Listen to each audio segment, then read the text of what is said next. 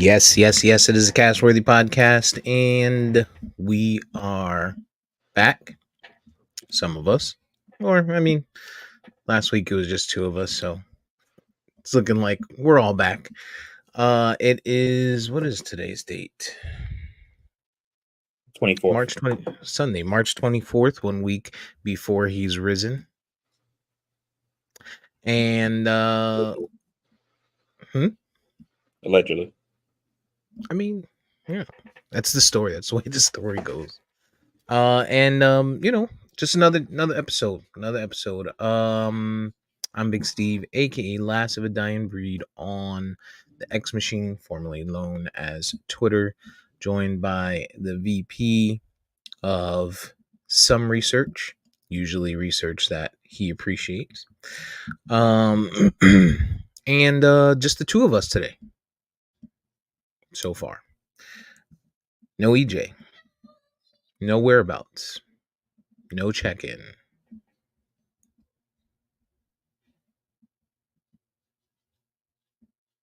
All right, thought I froze for a sec. And so how was your week, man? It was spring break here in Florida. Weather's been up and down. Up or down? You're muted. Can't hear you. Oh man. I was trying to signal to you to keep going because I had a plane flying overhead, so I had to Oh, mute myself. oh yeah. Last, how am I supposed to know that's the signal for plane? Like we could Yeah, probably talk I'm about this. handicapped. I can't do a lot with my hands and stuff, so I'm trying to do the We, best I can. we could talk about that in pre-production though. You could have at least been like, "Yo, this is the signal." If I was a base runner in baseball, I'd have been tagged out, no question. Oh man. Anything fun for spring break? Nah man, just you know, just chill.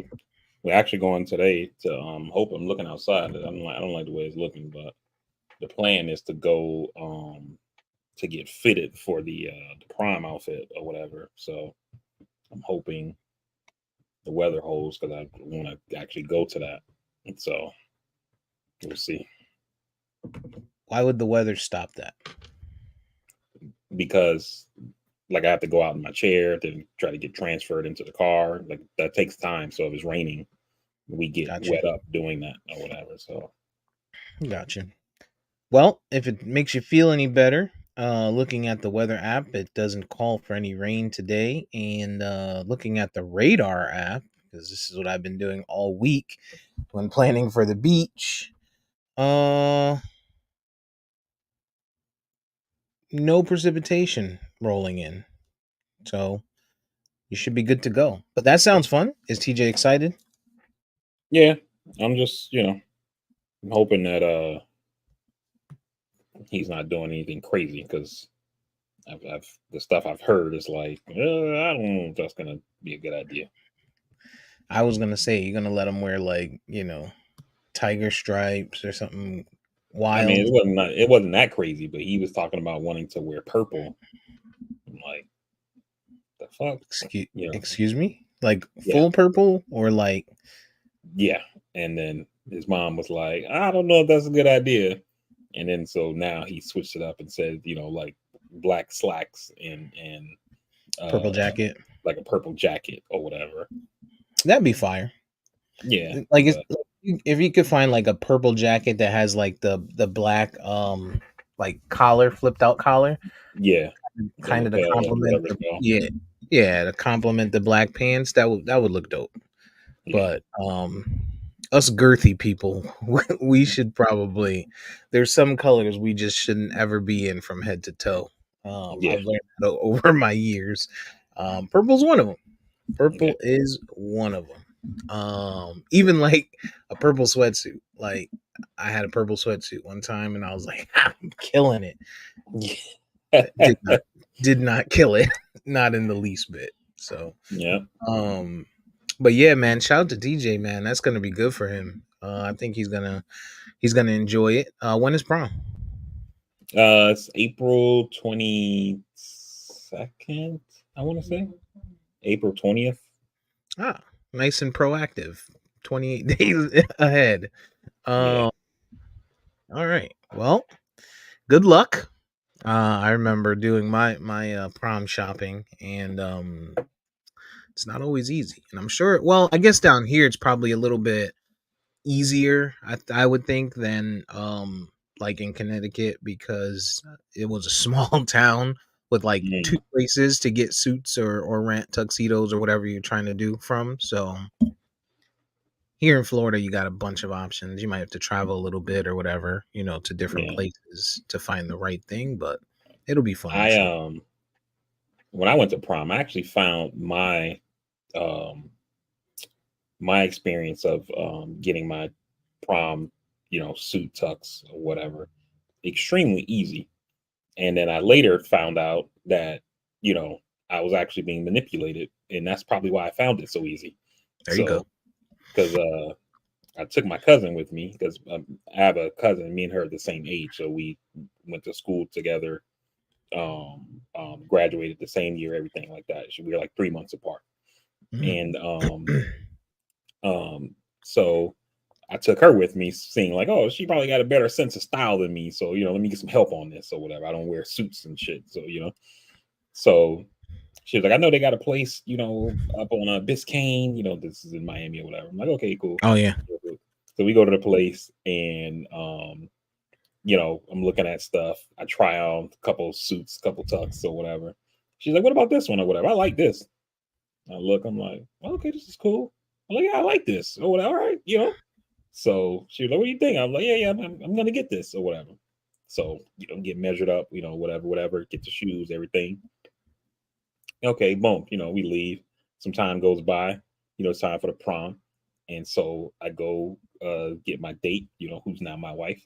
And um we all meeting up at my aunt's house or whatever, because we're gonna show up at prom together since we're family or whatever.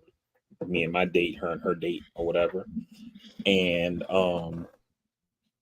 I get there, and her boyfriend's already there, and we're wearing the exact same fucking thing. Like, same color. It was like a Japanese tuxedo or whatever. Like, same white Japanese tux. And the only thing that was different was we had these scarves or whatever that matched the dress of our date. And so Hmm. hers was like this, like, she had like this like lavender color dress or whatever, or gown. And so his scarf was that color. And mine was like a kind of like a sky blue, you know. And I got there like, what the fuck? How So does ended up that how going to, does that happen? yeah, and ended up going to prom dressed exactly like the person who I was there with, or like Oh no. who's in my party. Nope. Nope. I would have called the Uber. I know we didn't have Uber back then, but Audible. Find some other way for us to get there. Um yeah, I went to my ring dance, I think it was, I wore black and white. And black and white was or all white was a thing back then. So and again, like I said, we had two places you could go to, you know what I mean? Like Mhm. to get, so there wasn't many options. So there was a lot of people that had very similar things on. Not exact, but similar. Not like now where, options are endless. When you see these kids prom pictures, oh man, they'd be crazy. Is is TJ going to drive to the prom, or is he doing like a group thing? As far as we know, he's driving. So we'll see. But for right now, it's he's supposed to drive there. That seems fun. Where are they having the prom at? Do they do it at the school? I have no clue. You know Oh, where it's okay. at?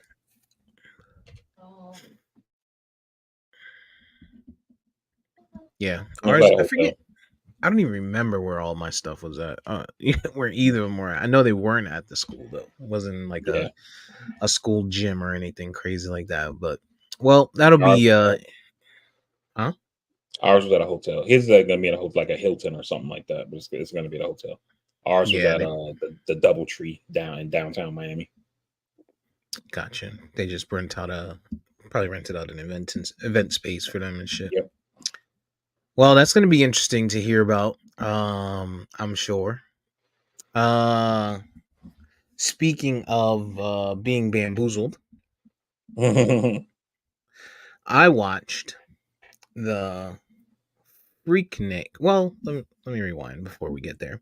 So it was spring break. I went to New Smyrna this week, and well, not all week. I went for a couple days. Um, and Florida's not playing about spring break. They really are not. Like, I didn't see Miami. I haven't seen any videos or anything from Miami, but we also haven't seen the ratchetness that we normally see, all over the internet in Miami. So clearly they were doing whatever they said they were going to do down there. But all the way up here in New Smyrna, they had cops on damn near every corner close to the beach. Like, and I'm talking about, during the day, at the main corners, Flagler Ave and stuff like that. By the beach, there was people there. There was a lot of people, a lot of kids, college kids drinking and stuff like that. We were lucky, we chose a hotel, and the hotel we chose just happened to be a little bit down the way, and there wasn't many spring breakers where we were. So we went downstairs, went out the back of the pool gate, and we were on the beach, and it wasn't too crowded, but Yeah. in New Smyrna you can drive on it. So we drove down a little bit, kind of saw it. The crowds were crazy during the day, but at night, it was like a ghost town. Like around 7 o'clock, 8 o'clock, when the sun started to go down, they cleared that place out. And really in New Smyrna, there's no clubs or anything, a couple bars or whatever. So I'm thinking that's possibly why. But also, I noticed heavy police presence on every corner. And so they were probably getting people, or warning people of public intoxication and stuff like that, Yeah. because it's in New Smyrna, it's not like a lot of other places where you can be drunk or with open containers walking around. Yeah. And New Smyrna is kind of, I've been there a few times, and it kind of has that vibe. At least the part where we go, because we're usually like down in the area where like all those condos and stuff are. Yep. And um so you kind of get the vibe that it's like a retirement place, or Retirement. retirement Yep. slash vacation place. And so the people there probably aren't trying to have that shit. Like, yo, we're not some party town or whatever. So, don't come here disrupting my peace kind of vibe, Yep. because I remember the first time we went there, and on the way in, we stopped at a Publix to get stuff for the place we were staying. And you go inside the Publix, and Publix, you know how they are, right? And so, dress code and stuff like that. And you walk in, and there's like literally people walking around in bikinis, and I'm like, what the hell? Yeah. So it's Beach kind of like, town. yeah, it's a beach town, so I guess it's all good. You know what I mean? But at the same time, they're probably like, yeah, we're a little bit lax with some of the rules, but don't come here and get out of pocket. And it seems Yeah. like that's what people have done in Miami, where they've gone down there, I'm gonna go party, go to the beach, whatever, whatever. And then over the years, they have gotten more and more out of pocket. And now it's like the city and the people are fed up with it, and are like, okay, there's gonna be some consequences if you don't come down here and act right. Hmm. Yeah, I'm thinking we're gonna probably start, like, after seeing how this year played out here in Florida. I think we'll start seeing people kind of making their way back to Cancun and stuff like that in the future next year, and moving forward, because the rules are stricter, right? And so for a bit they were like, all right, let's move this party closer. Don't need a passport. It's a little bit cheaper to get in and out of Florida than, of course, Mexico, because you got to pay whatever international fees and stuff when you fly and stuff like that. Yeah.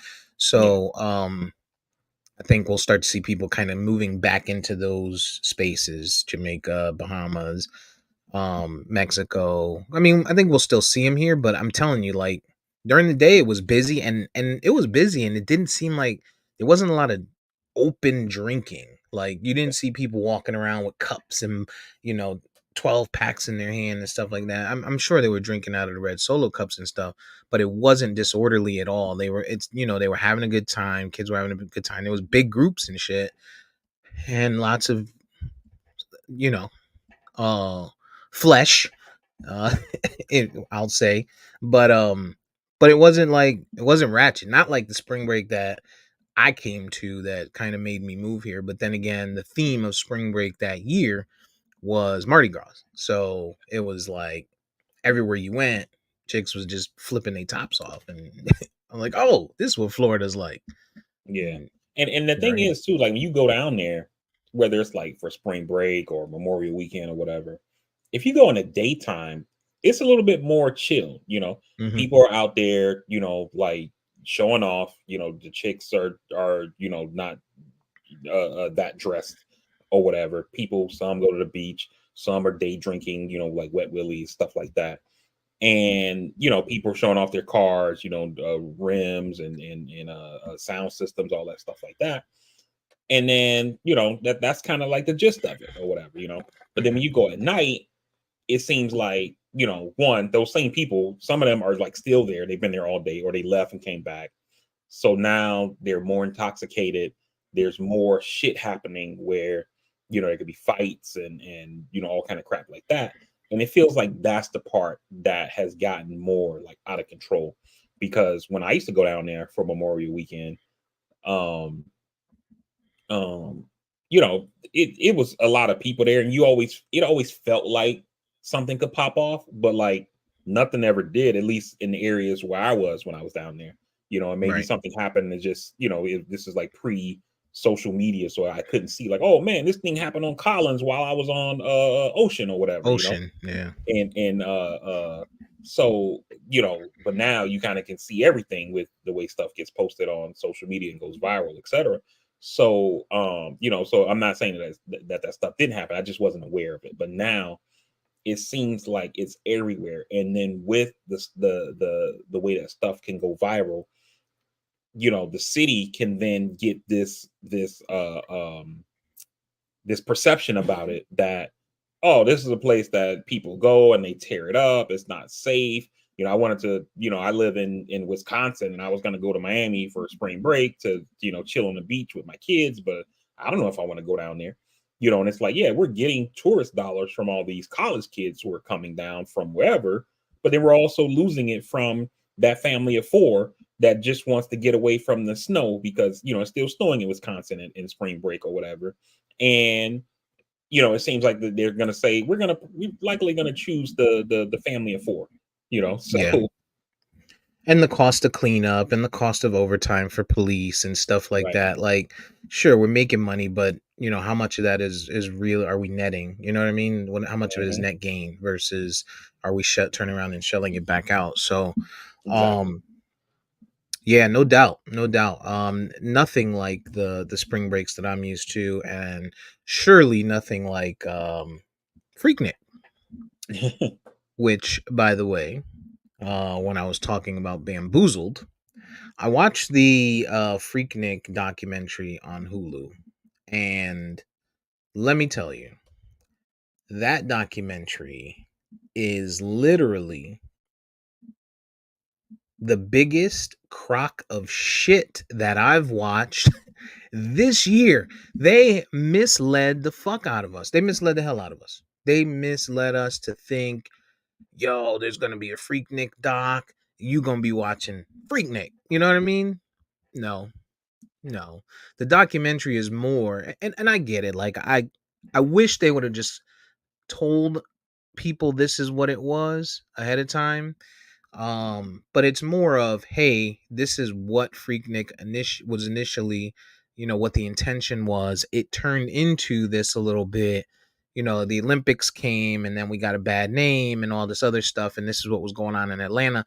It was more of an awareness thing than it was a yo, this was a time to be had. You know what I'm saying? Like, which is what you would expect from a documentary about Freaknik. Like, if I wanted, I just feel like they should have let. And Uncle Luke was in it, but I feel like a time like that when you're talking about stuff like that, you need Luke to lead it. Like, you can't have 21 Savage and these guys lead that type of thing because they weren't there. They weren't around. So, um to me, I thought it was absolute garbage. The documentary. I watched it start to finish and Don't waste your time.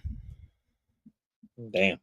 Yeah, I was planning on watching it. I didn't know, and I thought it was like the way you described it was gonna be like, oh shit, like damn, Lewd. I, Hey, I heard it says stories. Wow. TVMA, Yeah, but right? I So mean when they you do go stuff like into that. it, yeah, when you go into it, you're like, all right, TVMA, and I'm like, okay, we're gonna wait till the kids sleep and watch this one. You know what I'm saying? Like, all right, Hulu's gonna toe the line a little bit, right?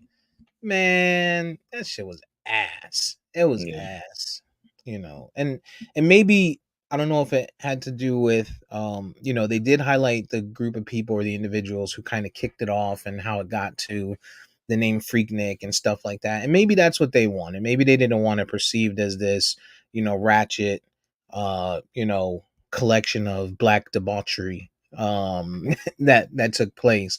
Although it Yeah. was mentioned, right? It was mentioned and you had like little shots of it here and there, but I thought it was going to be more of that and, a sprinkle of this is how we got here type of thing. Well, like hearing you say that, like how toned down it was, it immediately made me think of, I don't know if you know, Disney actually owns like a huge stake in Hulu, and like they're actually supposed to be buying the Mm, whole thing at some point. I think the deal was like they own like a third, and then eventually they were going to own like half, and then in a couple years later they would own all of it or whatever. yep. So given that they're part of Disney or whatever, or Disney's a part of them, I guess I should say, it kind of makes sense that it was toned down. So I'm like, I could see that from the Mickey Mouse people. Yeah, they need to hand it to Zeus Network. Let Zeus do it or um even Tubi. Max or Tubi, yeah, or Tubi. Like cuz dog, they did it a disservice in my opinion. Now, don't get me wrong. It was definitely nostalgic because the time that we came up, we were too young to be there, but we heard about it. Like Yeah. I recall hearing about it left and right. I saw printed out pictures, like Polaroid pictures of it. I even saw these dudes on my block that were drug dealers had camcorders. Like I saw some of the camcorder um you know video of it, nothing too crazy, right? But um so it was nostalgic, but that's all you got out of it. It wasn't like it didn't make you feel like, damn, I wish I was there. Damn, I should have been there. Like if I'm watching this as a 20-year-old kid right now, I wouldn't be like, oh yeah, that was something that I should have, I wish I was a part of. Like, and that's what I would expect Yeah. someone to get out of seeing a Freaknik documentary. Like, you know what I mean? Yeah, I got you. I mean, it's yeah. I think they I would be surprised if they didn't have that, and then like in the like once it gets edited down, or they got like the raw documentary they're gonna show, it goes Hmm. up to corporate and they're like, yeah, nah, Man, maybe they'll put the extra footage on the yeah, DVD release or something, the yeah, extended version. exactly, the Snyder cut. So, Yeah, right. so Yeah, they were so that like, yeah, this nah, like you ever heard Dick in the Box with Justin Timberlake and yeah. from Saturday Night Live?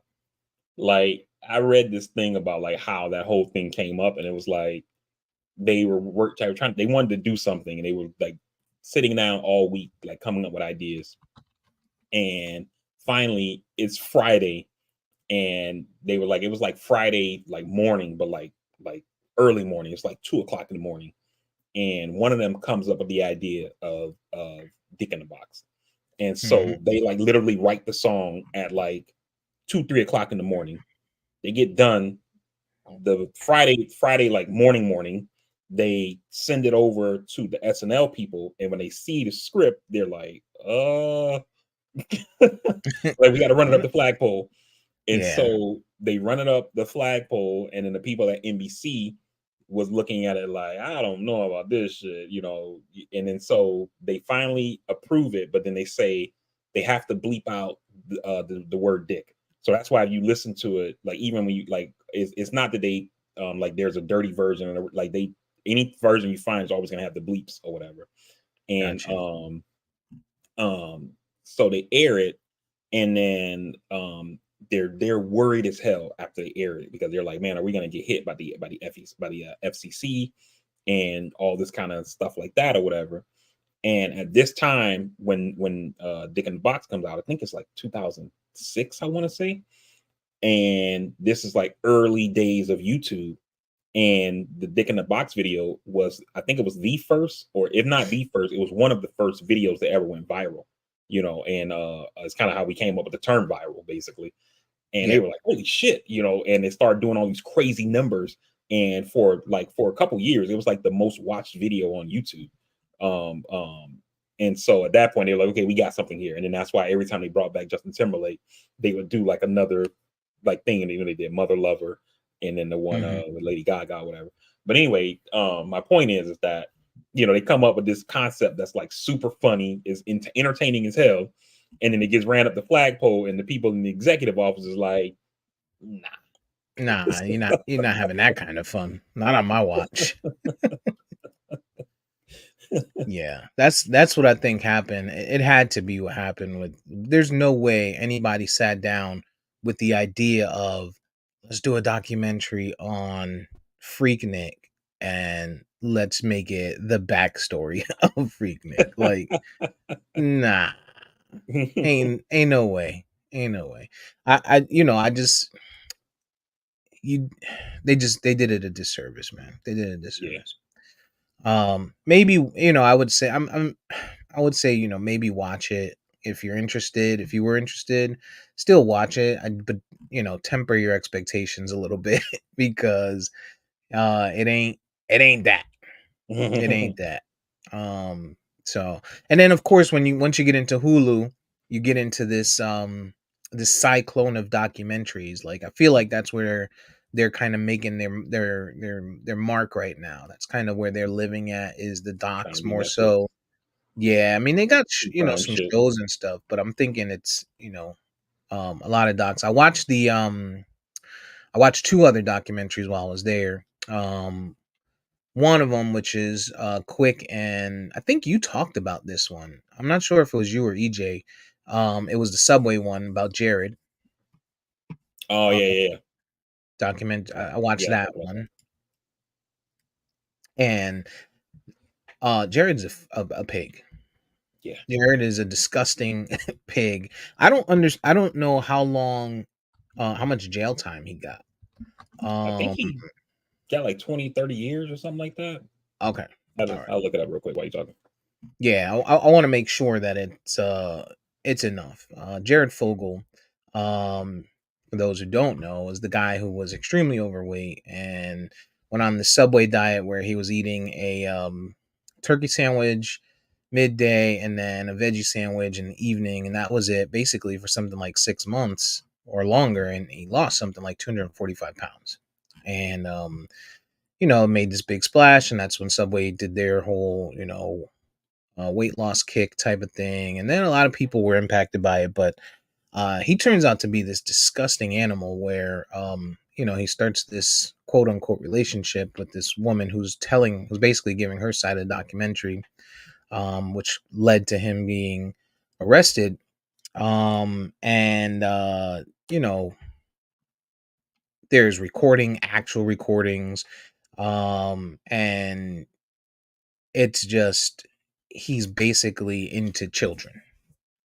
And we're not talking teens. We're not talking like, oh, he likes some young, 18, 17, turning 18. We're talking 7, 8, 9, like kids. And he's basically trying to teach her how to be a predator, who to target, who to prep, and stuff like that. It was just absolutely disgusting. Absolutely disgusting. And,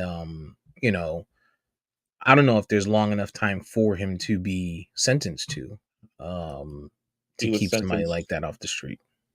he was sentenced to 15 years and 8 months, and his earliest possible release is March 24th of 2029. And the reason they say earliest possible is because in federal prison there's no parole in federal prison, Mhm. and by law if you get sentenced to for a federal crime, you have to serve. It's like 87 point something percent of your sentence. Most people just round it up to 90%. Mm. Um, and so that's why most people say like you if you go to federal prison, you gotta eat the whole meal because you're gonna be there almost the whole time. Um, it's possible that once he's hit that 87% number, they could let him go, or they could make him go the whole time. So the earliest he'd be eligible to be released is in March of 2029. To put it into perspective, this guy had, let's say, the newest iPhones, right? Newest iPhones, largest phone that you can get is a terabyte, right? That's the largest that you can get today. This guy was found with 5.6 terabytes of data surrounding children, child pornography, and stuff like that, Wow. between memory cards and CDs, DVDs, and stuff like that. So 5 terabytes of stuff. So I had heard about this one and before, and I was like, man, that shit's disgusting. But when you actually go through and you listen to it, I will say that the lady that was telling it, you could tell that this was kind of low budget. They were just like, hey, come tell your story, get on this camera, Yeah. um so it wasn't great. Like it wasn't like a theatric type of thing. You're not getting that type of experience, but it'll have you in awe. It'll have you like you feel like a pig just watching it. Like I can't even Mm. listen to this shit. You know what I'm saying? Like just hearing someone say that and being like, I'm gonna continue to watch this and finish it through. It was a tough watch. Definitely a tough Yeah. watch. Yeah. That's the all that stuff is tough to see, man. Like I always feel like with stuff like that, you have to kind of be like in the right mindset to watch it because it's like Mhm.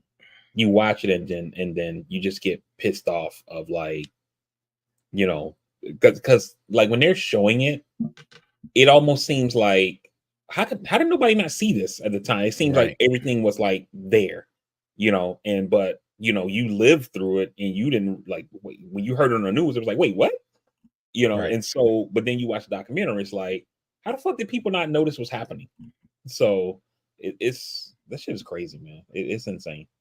It makes you skeptical of the world too, right? I think, Yeah. in a way, I think it's good at times for people to see this so that people don't forget what the reality of this world is, right? There's some Hmm. nasty, sick bastards out there. At times we get carried away with, and, I know there's some people, myself, I'm very skeptic. I'm a skeptic. You're a skeptic to an extent, on a lot of stuff.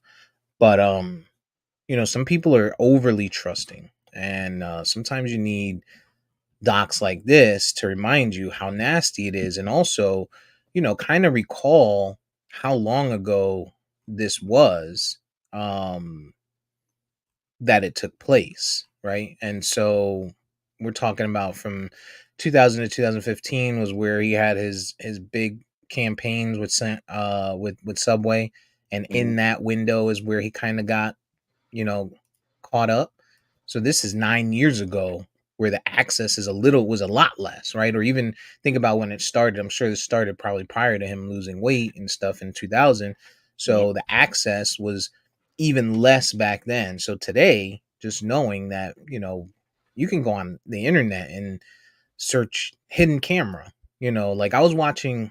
It's funny that I kind of bring that up. I was watching Meet the Parents yesterday, Mm. or 2 days Love two that. days ago. Love that movie. Um, I love it, right? And it's old, right? So Meet the Parents, the original one was 2001, right? So this is 23 years ago, and 2001 doesn't seem like it's that far away, at least for us, people that that are a little old, that have been around for a while, right? Yeah. Um, but I remember the scene. I'm watching the scene where Ben Stiller goes in and he meets Robert De Niro. De Niro's like, "Yo, I got this thing that I just created," and he throws him this teddy bear. And he's Hmm. like, "Looks like a bear, right?" Nope, it's camera. Got you on camera, and it was like this foreign technology just 23 years ago for someone to have that in their house, right? I Yeah. mean, obviously we knew it existed from a government standpoint. We saw it in movies and stuff like that, but for Hmm. someone to have in their house, And today you can go online on Amazon and within 4 hours, 6 hours, you could have something like that, you know? Yeah.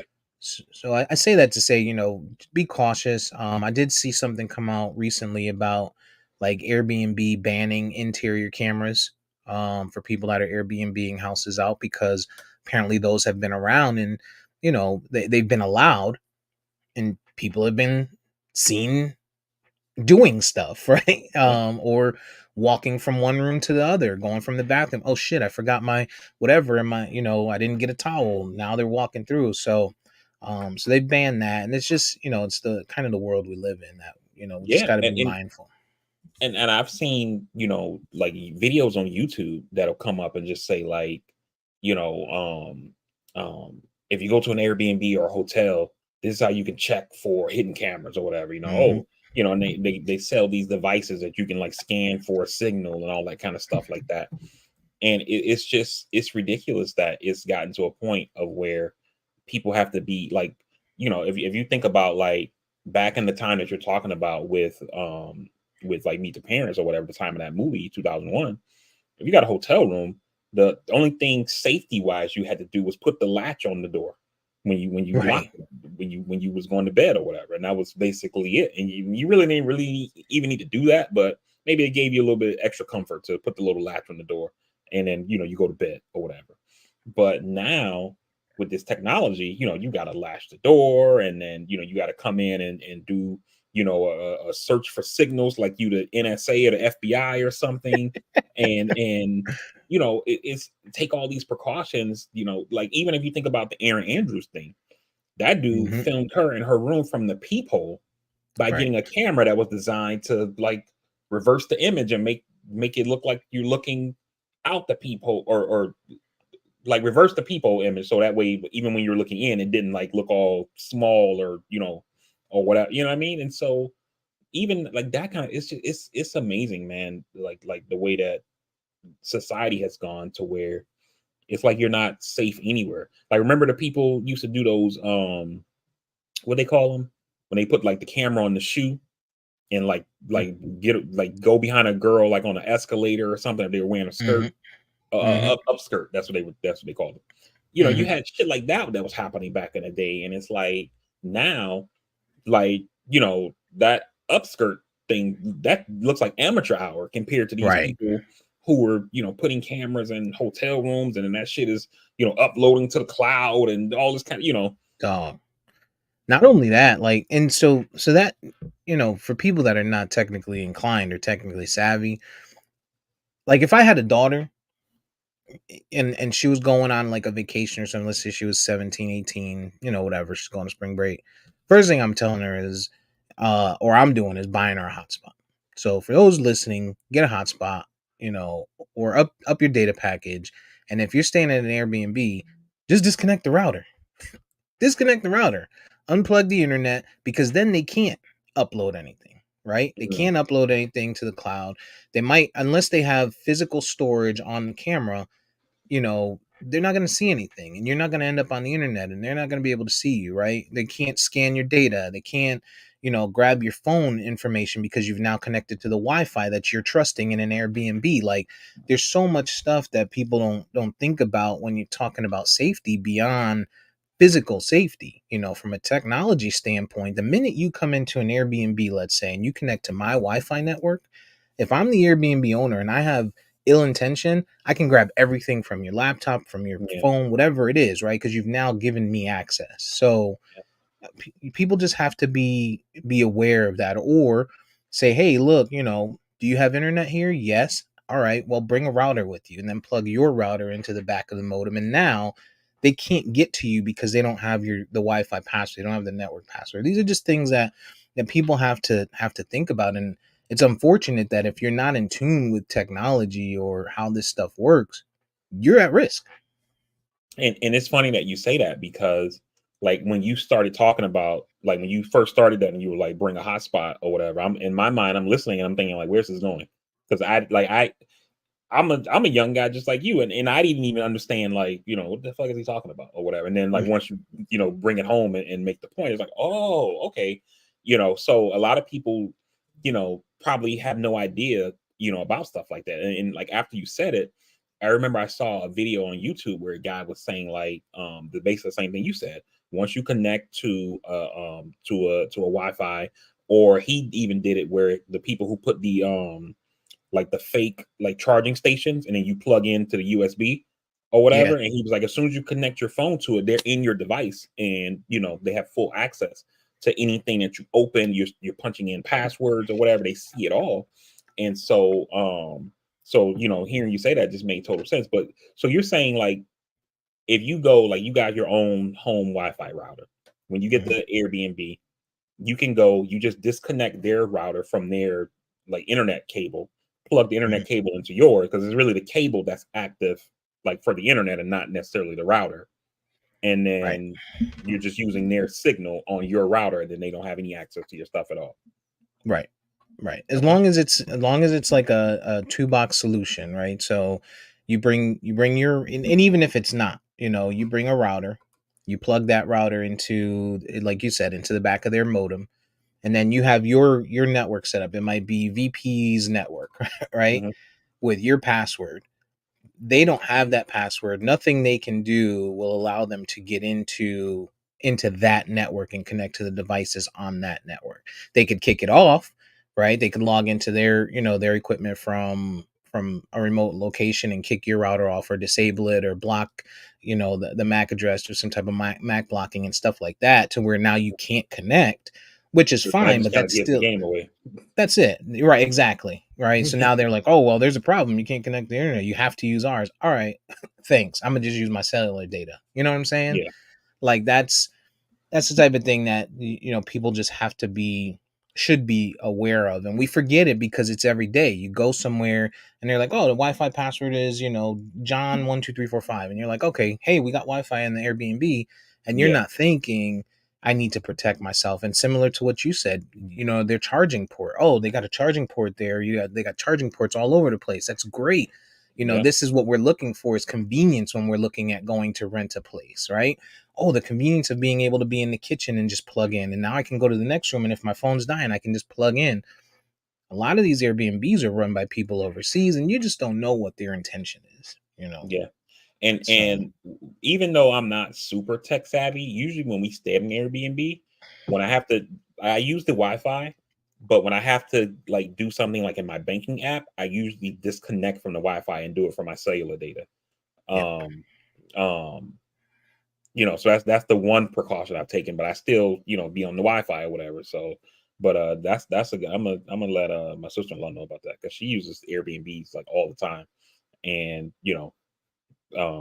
yeah, that's If you wild. wanted to pile up data and information. And here's the thing, I don't need your banking data, right? Let's say you stay here and all I grab is, VP123 at castworthy.com as your email address, right? Mhm, And then I start to patch stuff together, right? Maybe I get another email, VP blah blah blah at gmail.com and so on, mhm, right? Now I start doing these internet searches and I start finding stuff. And then okay, his son's name is TJ, okay, and his wife's name is this, and all right, let's try these different combinations of passwords, and that's how these people, that's how you get hacked, that's how you get your identity stolen, and it's a shame we got to start thinking like that, and yeah, as in tune as I am with it because I deal with it every single day at work. I still forget it at times. I was yeah. just at the hotel this week and I'm like, all right, all good. They got Wi-Fi. Let me connect. You know what I'm saying? And here I am on their network. And But you know what? you don't It's know if because you it's work in it though. You work in yeah. it, so you're more it's kind of more back of mind for you than like regular folks who like me. I go to a restaurant. It's like, oh, they got Wi-Fi. Boom, let me connect. A hotel. Why? Let me connect. Every place is always like, hey, we have Wi-Fi, and you think Mhm. like, okay, let me connect. It's all good. And I'm pretty sure most establishments are providing Wi-Fi just as a convenience as a service, and they're not necessarily trying to be nefarious, right? But you don't know if Right. everybody on the network is good folks or whatever. You know what I mean? And so Right. it kind of like it made me think about I remember I saw, not to turn political, but there was this piece about Kamala Harris, and they were saying like how she uses earbuds, like wired earbuds, and she doesn't use like AirPods or like some kind of Bluetooth device or whatever. Hey Judy, hope you're enjoying Vegas. Um but and they were like making like, oh, like look at this old lady using the wired earbud connections instead of using AirPods or whatever. And she was asked about that in the interview, and she basically said she doesn't use Bluetooth headphones because they can be hacked. Like they like some the signal can be intercepted. Yeah. And the reason that she knew about that was because while she was in the Senate, she sat on the Intelligence Committee. And so she was like, once she started getting those briefings about like all this shit that we probably will never ever hear about, she stopped using Bluetooth or whatever and started using the wire connection. You know what I mean? But this is Which a is smart. person who, yeah, but this is a person who like deals with that stuff. Whereas, like for me, just average Joe is like, yeah, but the wire like gets in the way. Sometimes my hand gets caught on it and it yanks the thing out my ear. You know, blah, blah, blah, you know what I mean? And so Yeah. it just seems like mad inconvenient. Now I'm not having conversations that need to be protected or anything like that. So I'm fine with using my Bluetooth earbuds. But you know, you can see like the vigilance a person who works in that space, the way they think about it, like her or like with the stuff that you're saying, versus a person like me who doesn't, and it's kind of like, yeah, but it's kind of inconvenient to not use the Bluetooth. Hmm. You know what I mean? To Right. not use the Wi-Fi. So Yeah. Yeah. No doubt. No doubt. And think about it. Like if I'm somebody who's, just to put it in perspective, and then we'll kind of move on from it. If I'm someone who's being uh mischievous, we'll say, right? mhm, I can sit at Buffalo Wild Wings with my laptop, right? Create a hotspot that says Buffalo Wild Wings guest, right? With no password, and now you connect to it. yeah, Ta-da! Like it's that simple. So people just gotta be careful, man. Be yeah. careful out there. Um, but that I know we went off on a tangent or a rampage. The other doc that I watched, to kind of keep us moving, is I watched the Nickelodeon doc. I never have And enough. and I don't know if, well, I was gonna say I don't know if you heard about it, so I guess I know you Mhm. didn't. It's called Quiet on the Set, and it's a documentary about Nickelodeon kids, kind of growing up in our age in the '90s and actually 2000s more so, when all that was out, with Dan Schneider and stuff like that. And you know, The Commanders owner guy. no, no, no, no, no. Dan Okay. Snyder. That name is that last name is crazy because you got the Commanders owner, you got that guy, you got Dan Snyder, and then wasn't the guy that owned the Clippers, was his last name Snyder too? I think it was. The racist Yeah, but I think it was like, wasn't it like Donald Snyder? No, Donald Sterling. That's what it was. Sterling. Okay, all Yeah, right, yeah. I was off a little bit. Well, it sounds the same. Dan Snyder was a guy who, do you remember Head of the Class? The TV show was an old TV show. The name Uh, sounds familiar. and they were high school kids. There was a bald headed teacher. I want to say it was George Carlin, but it wasn't. It just looked like him. But the fat guy, Dan I Schneider, remember. I just googled it. I remember it. on the show, he turns out to be this great show creator, children's show creator for Nickelodeon for Mhm. years to come. He did iCarly, he did all that. He did uh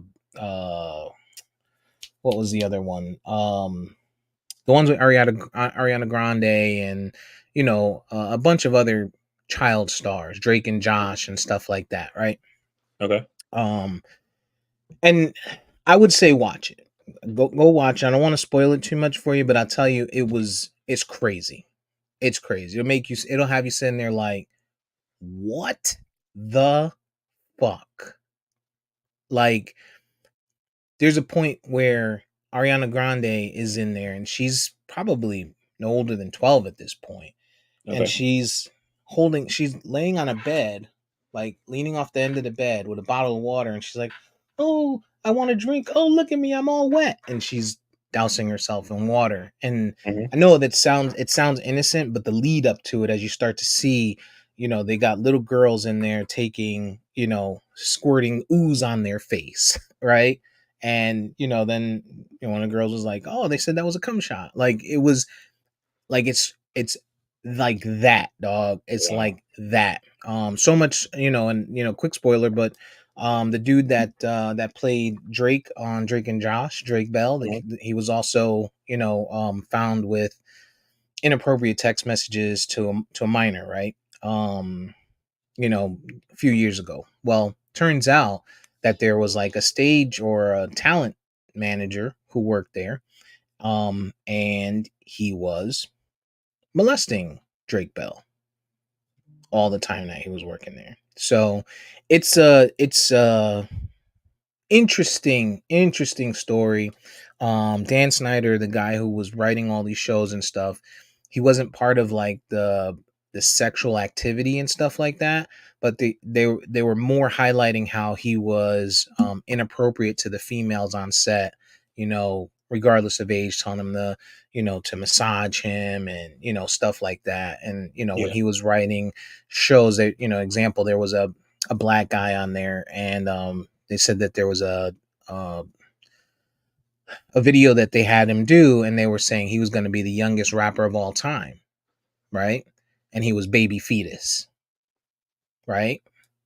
Doesn't Hmm. sound too bad, except the fact that to be a fetus, he had to be dressed in underwear and skin tight outfit, right? Now this is a 12, 13-year old kid, and they just kind of go into the inappropriate costumes, the inappropriate bits that they had them run and stuff like that. But it's one to watch. It's only, I want to say it's only 3 or 4 episodes.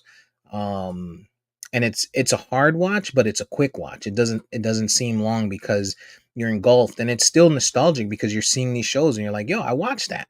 I watched all that. I remember that. Or I was too old to watch Drake and Josh at the time, but I do remember because I had nieces that they were in Nickelodeon age during that time frame, and I remember these actors hitting TV shows, and the media and stuff like that. So interesting watch, frustrating watch. It'll have you a little bit upset, but definitely important to watch for especially for individuals that have children, man, because you don't always pay attention to it. And I know, again, speak of it, we're skeptical individuals, but not everyone is, man. A lot of people are very trusting with their kids and leave their kids all over the place. So Yeah. And you know what's crazy? Like, it's not even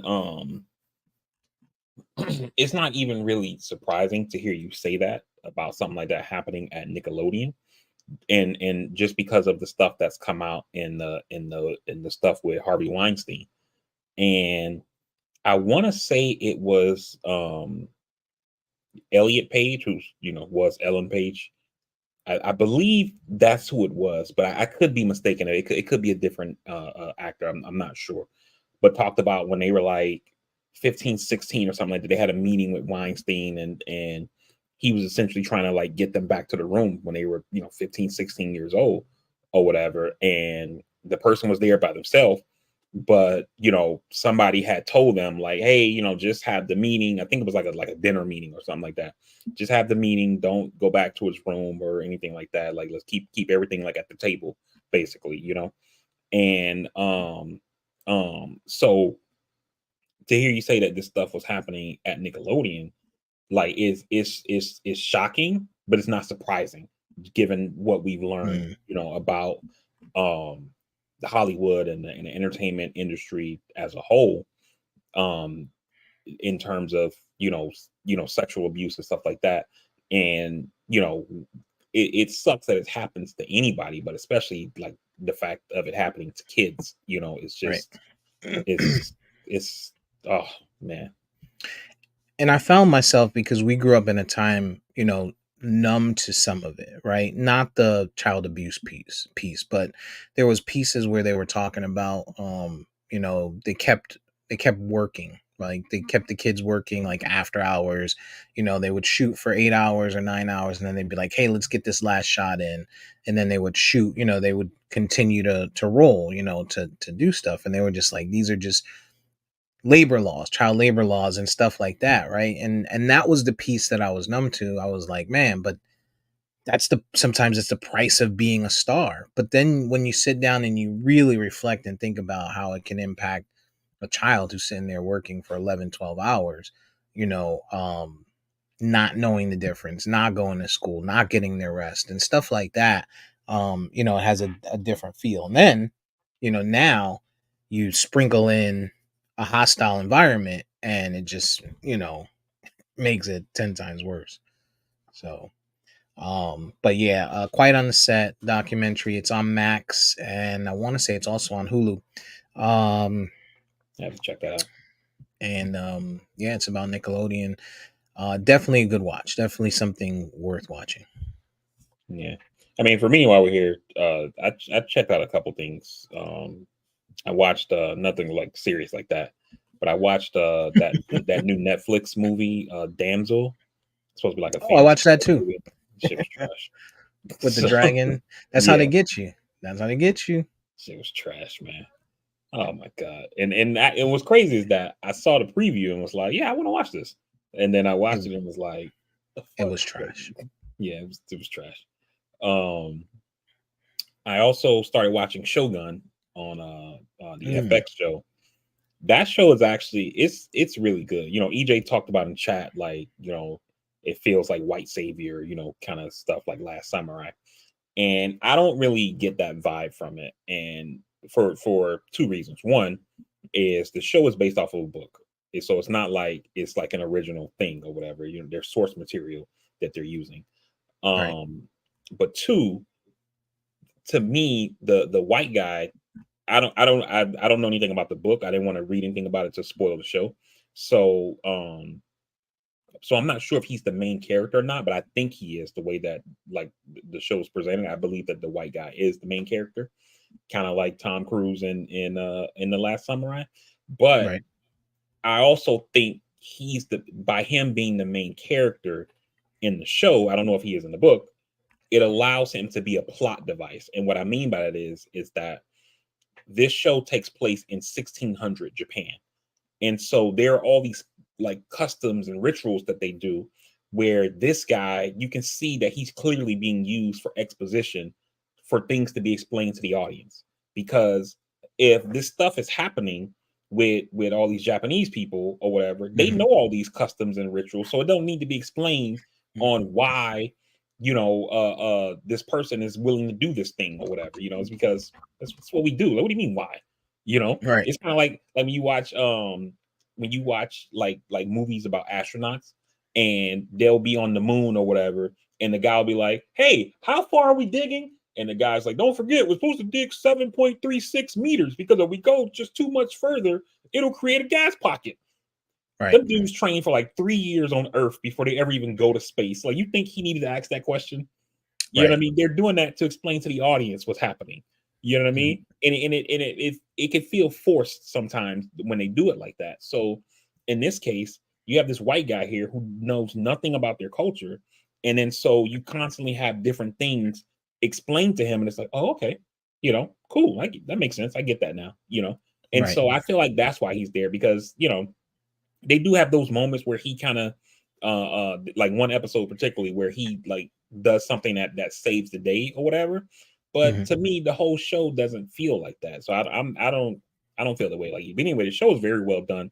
The outfits, the costumes, everybody on the show except for the white dude is or except there like three white people on the show, but there's like one main white dude. But all the people are Japanese.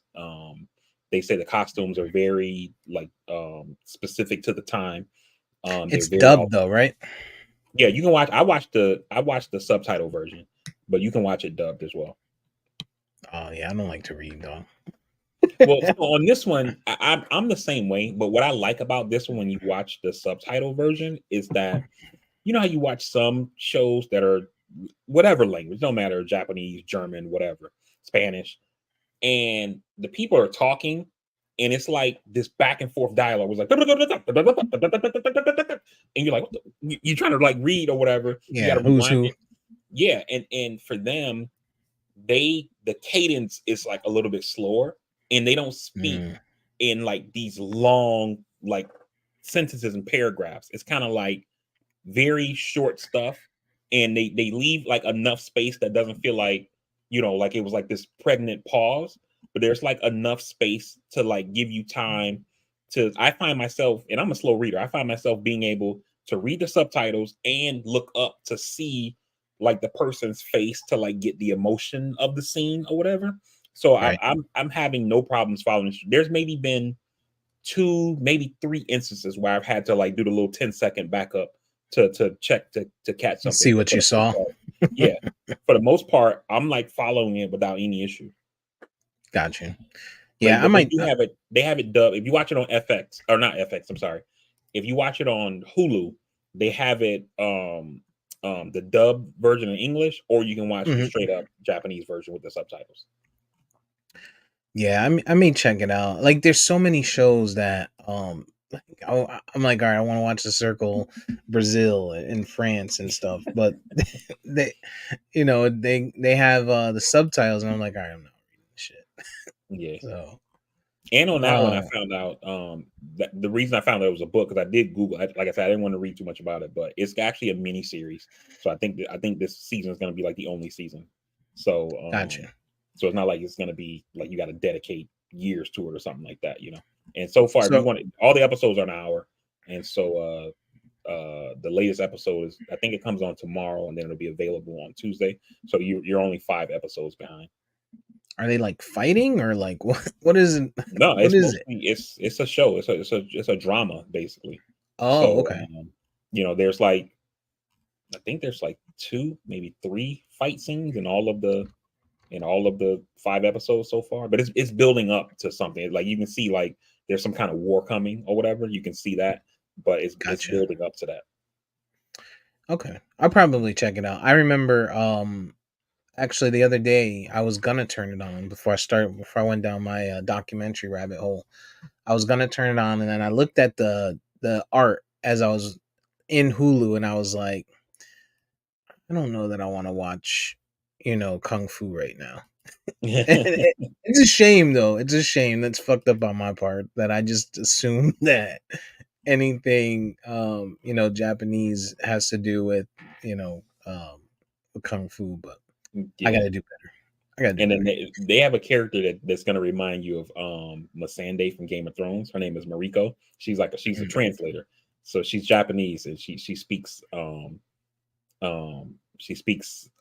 English. Well, in the show they're saying she's speaking Portuguese, but what we're hearing is English or whatever. So Gotcha. so she's like translating for her lord, Tarasama, Toranaga, I mean, is his name. Toranaga Sama. They call, like, they haven't really explained that part. I wish they would, because I wanted, like for people who are like highborn kind of thing, you add Sama to, so like you would be like Steve Sama or whatever. And Ah, so and he doesn't know that. And so like when they introduce him to his gardener at the house they give him, they're like, this is your gardener, Irido. And he's like, arigato Irigo Sama. And the dude's like, don't call me Sama. Like, no, no, no. And then she's like, Sama's not for Irigo, don't, so they don't really explain like the why of it. But anyway, but she reminds me of Masande in a way that when she translates, she like takes whatever. Remember that scene when Daenerys is talking to those slavers, and the dude is like, "Tell this fucking bitch, blah blah blah blah." yeah. Like, the great master is saying that he would like to have one of your dragons if you're willing to part with them. Right, right, And right. so she like does that or whatever, where people are like, the white dude is like, he got into it with one of the Japanese dude, and he's like, tell this fucking fuck stick that I'm not going anywhere with him unless he fucking does blah blah blah blah blah. It's like, she's like, he's saying that in order for him to come, he would need for you to do da da da or whatever. I thought that part was funny, that she translates in a way to keep the peace or whatever, instead of like saying what they're actually saying or whatever. Yeah, yeah. I'm gonna check it out. I'll check it out. Yeah. I gotta sit down and actually, you know, I start watching stuff late. I think I've been saying this for a year now, but I start watching stuff Hmm. at night and I fall asleep, man. Like I try to watch Amazing Race because I know that you've been on that, and fucking fell asleep, man. Like, damn it. And I've been watching And that for me. Amazing Race Survivor. I wanted to, the thing is, I wanted to watch it, and I was actually interested in it. Like when it first started, they're telling their stories. Now, the fact that I think you talked about this, but the spectrum of individual that's on in this show is so, it's not like all athletic people like other shows and stuff like that. So it's a little all over the place. So Yeah, that kind of that's what I like caught about it me. is that it's not like you said, like you watch the challenge, or at least like I haven't watched the challenge like recently, but like back when I used to watch, and like when it was like when it was just the MTV and Road Rules people before they started letting in, the Big Brother and Survivor and all that stuff. And it was like all of these dudes looked like they were in like some kind of 80s war movie, like Rambo and Commando or something, CT and Wes and Johnny Bananas and all these guys, and now, when you watch something like Survivor or something like Amazing Race, like you said, there's a spectrum of people where you have some people who look super athletic and other people, like they got a 70-year-old black couple that are Yeah, I was grandparents gonna or whatever, say. and they got the other girl who's on there with her dad. They have two parent child combo. They got a daughter and her father, and then they got a son and his mom. And on yesterday or this week's episode, I watched it yesterday, but it came on this past Wednesday. Um, both the parents, they were like, "Yo, I gotta stop. I need." The dad was like, "I feel like I'm about to fucking pass out," or he had to like sit down on the bench for a couple minutes to gather himself, drink some electrolytes and shit. The mom, they were at one of the challenges, and she was sitting there, and she was like, "I feel like I'm gonna pass out." She had to like literally lay on the ground or whatever, like while they brought the doc over, put a cold towel on her neck to try to cool her down or whatever. You know what I mean? And the other Yeah, people are just running like it's all good or whatever because they're so much younger. So you see that in the Amazing Race a lot, and that's something I like about the show. But we were talking about the dad, and we were like, yeah, I don't know why he came on this show because like it just gets harder as you go. Like I know you haven't watched before, but like last season they went to this one place in they were somewhere in like Scandinavia or something like that. And the clue box was like at the top, like those like ski lifts. You sit on yeah, it takes you up to the top of the mountain to ski down or whatever. It yep. was like at the top of that, but they didn't take the ski lift. They had to take the stairs up. And the thing was like, I think it was something like 1,500 steps or something like that. And they had young people who were going up that shit and was like bent over, like gasping for air. And this old guy is the guy I told you when they were leaving the hotel to run to the parking lot. He was like 30 seconds into the run and was like, you know what I mean? So I'm like, dude, you ain't gonna make it. So I don't know. But I think what it is that if you come on, everybody got a dynamic, right? So it's like, oh, we're friends, we're a couple, or we're grandparents, we're two twin brothers or whatever. And Mhm. so it's like, okay, how many couples are there gonna be? How many, friends are there gonna be? So I'm gonna submit my audition tape as a father-daughter combo. And then maybe that'll give us a little bit of an edge or whatever versus me going with my brother or something.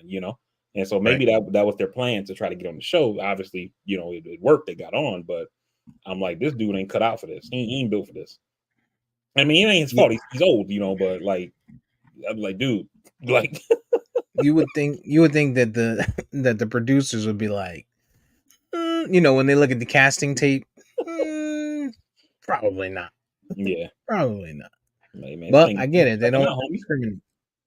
They don't want to discriminate. Come in here Yeah, and fight it out if that's what you want to do. but when you watch this season, like the level of stupidity of these people this season, like, because you haven't seen past seasons, it's just like, what the fuck are they doing? Like, they're so dumb. They are so dumb, yo. Like, the episode, let me without spoiling it, like you're watching the episode, there's these two women, they're firefighters, right? They're women firefighters. And Yeah. they go to this, they're doing the roadblock. So the roadblock, they give you two options. You can do this challenge or you can do this challenge. The challenges are usually like one is going to be physical and the other one's going to be like something mental. And so you read the clue and it tells you like what each one is, and then you decide what you're gonna do. And you can switch. You don't have to. You're not stuck with the one you pick. Right. And so the challenge was the physical one was they had to go get these balloons from this balloon vendor, but they had to go to like three different spots to pick up balloons, and there's like a big ass like bunch of helium balloons or whatever. And because the area is so tight and there's all these like plants and gates and stuff like that, the balloons are like popping on stuff like as you're trying to bring them back or whatever. So if you don't bring back enough, you won't be able to complete the challenge, right? So you got to be making sure you're either holding them higher, holding them lower to make sure you're not popping the balloons. And you got to Right. go run out and get them. And it's like they're in Mexico and it's hot as hell, right? So that's kind of why it's a physical thing. You got to run far and you got to avoid the balloons popping. Plus, it's hot as hell. The other challenge is there's like this event that's happening, and there's all of these like flags that are set up, and the flags are set up in a specific order. And only 11 of the orders are correct because there's 11 teams, just in case all 11 teams do the same challenge, right? So there's only 11 correct, and all the rest are wrong. You got to find one of the 11 correct ones, right? So the firefighter chicks are like, let's do the flag thing. They're doing it and they can't get the shit right. They can't figure it out. Now, while they're there, the guy who you hand the balloons off to give you the clue to go to the next thing, he's accepting the balloons at the place where they do the flag thing. So they're literally watching teams come in with the balloons and moving on, but they Right. won't switch. Now, other teams finally start showing up and they're like, yeah, we're going to do the flag thing. They're doing the flag thing. They're like, this shit is too hard. We got to switch. They switch, go through the balloons, and come turn them in while these two firefighters are still there. And instead of saying, man, maybe we should switch because not They don't only want have to waste. we've seen several teams come and like hand in the balloons to move on. We've seen people who came and did this shit, switched, and they're now finished with the balloons. You know what I mean? They don't want to waste the time switching. So it was just amazing, like the level of stupid. These people, Steve, you watch them. One thing you pick up from the Amazing Race when you watch it is people. You're in another country. You don't speak the language. You don't know where anything is. People are constantly stopping straight. Hey, do you mind helping us? Do you know where? Do you know where the Amway Center is? Oh yeah. You get on I-4. You're gonna get off at Colonial, and then boom, boom. You're gonna see it before you even get off the highway. You'll see it. You're gonna get off. Boom, boom. You'll be right there. Okay, cool. Thanks. You know, these people are running around Mexico and not asking people for help. They're just going. The old couple, the old black couple, they walk by this guy. He can see they're foreigners. They don't know where the hell they're going. And he's like, map, map, map. You need map, map. And she's like, no, thank you. And I'm thinking like, why the fuck don't you get a map? And then she turns and says, are they free? And he's like, yes, map, map, free. And she's like, oh, okay, I'll take it. I'm like, what the fuck? Like, He's just gonna run around Mexico. they're so dumb this season, especially compared to last season. Because the people were like on it last season. You had people who Yeah. stop. Hey, you got a phone? Can you Google this place for me? Okay, can you pull up the directions? And they write down they write down the directions. Okay, go here, turn, make a left here, make a right there. Okay, thanks, cool, bye. Boom, drive straight there, no problem. This crew Right. is just like, I'll just drive around Mexico until I find it. There's got to be a sign somewhere. Shit is insane. Yeah, I'm gonna watch it. I started it, but I got to get back to it. I'm Yeah. gonna do it. There's so many shows that I got to get back to. It's crazy.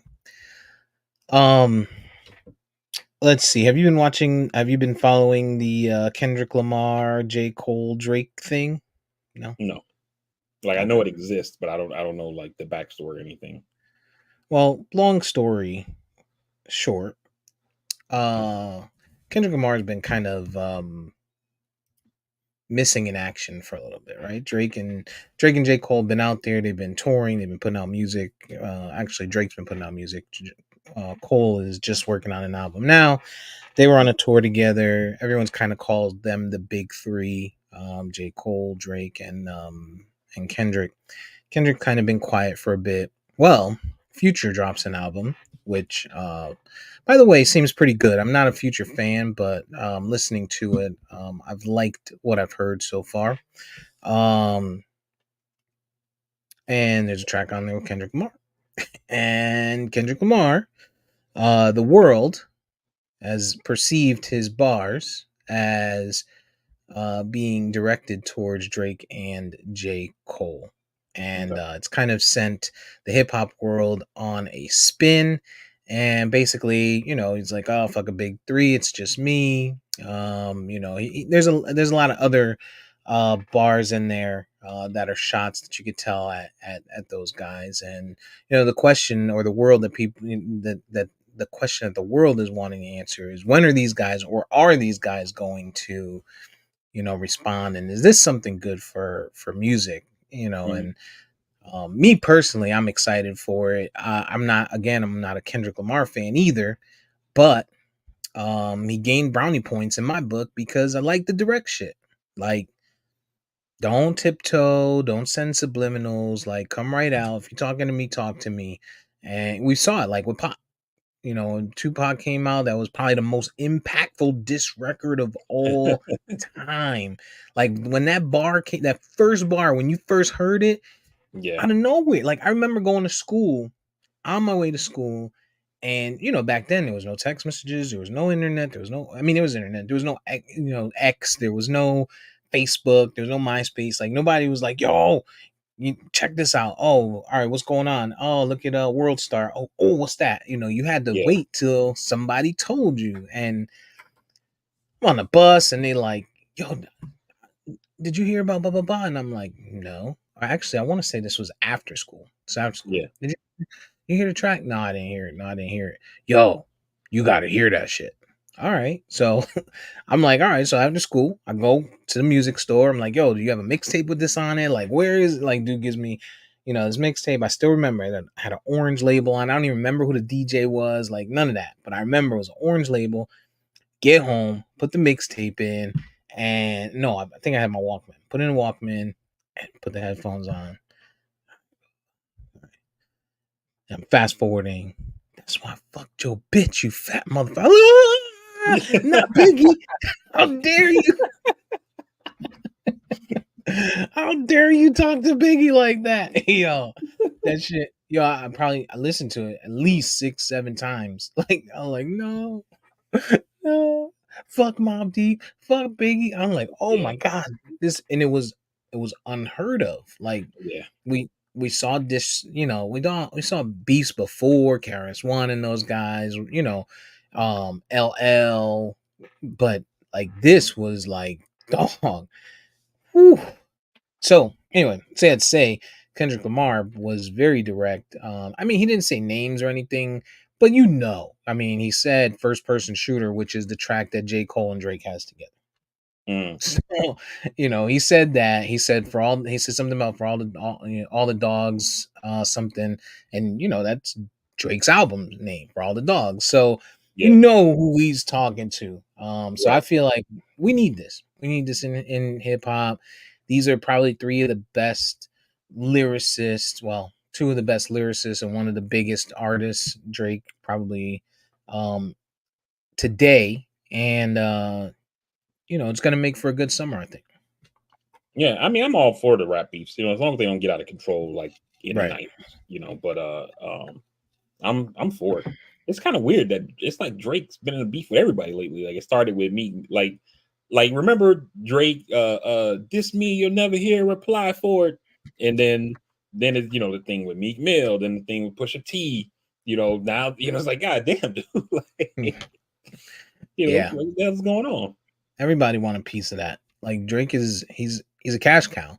We live in this society of you know, I don't know if this is a word, virality, or maybe I just made that. I think that But is a word. I feel like I've how heard that. to yeah, how to go viral, right? And if I'm not doing so great, or if I'm trying to do a rollout, right? If I need a rollout for an album, or project I have coming up, or something, right? Who better to go at? I'm gonna go at the biggest guy out there, the guy who's making the most traction, the guy who's on tour, the guy who's constantly talked about. Drake. Why not? So I think that's what's happening to him, and it's unfortunate. Fortunately unfortunate, because he's fortunate enough to be that guy, to be at the top, to be the guy that everyone wants to go at. But unfortunate that He's trying to tour. He's trying to raise his kid, right? Like, I mean, we didn't even know he had a kid. We found out he had a kid through a beef. Right. Like, Exactly. you know what I'm saying? Like, and so this guy, you gotta have some thick skin, I think, to be Drake right now, man. I give that guy credit. Like, people always like, oh, Drake's the type of guy that cry himself to sleep and stuff like that. But you gotta have thick skin to be that guy. Everybody's taking shots at you regularly. Yeah. I mean, yeah. It's like I mean, to your point, of Drake being um a cash Mega cow, star. Yeah. so some people, some of it could just be legit. Like I remember, the whole thing in the 2000s with Jay-Z and Nas. People are like, oh no, this was, I heard this was a collab, like this was a what do they call it, like a made up beef or a staged beef in order to sell albums or whatever. And I Hmm. don't know if that's true or not. I don't think it is, but I remember people saying that, or manufactured beef, I guess is what I was trying to, the word I was trying to use. um and so sometimes this stuff could have that feel to it, so I don't know if this is that. you know you said they had been working together, so maybe something happened like while they were working. And it sometimes, you never know what sets people off, right? Like, remember the whole I don't know why I was going to say Wyclef. I meant cannabis and LL beef, right? Hmm.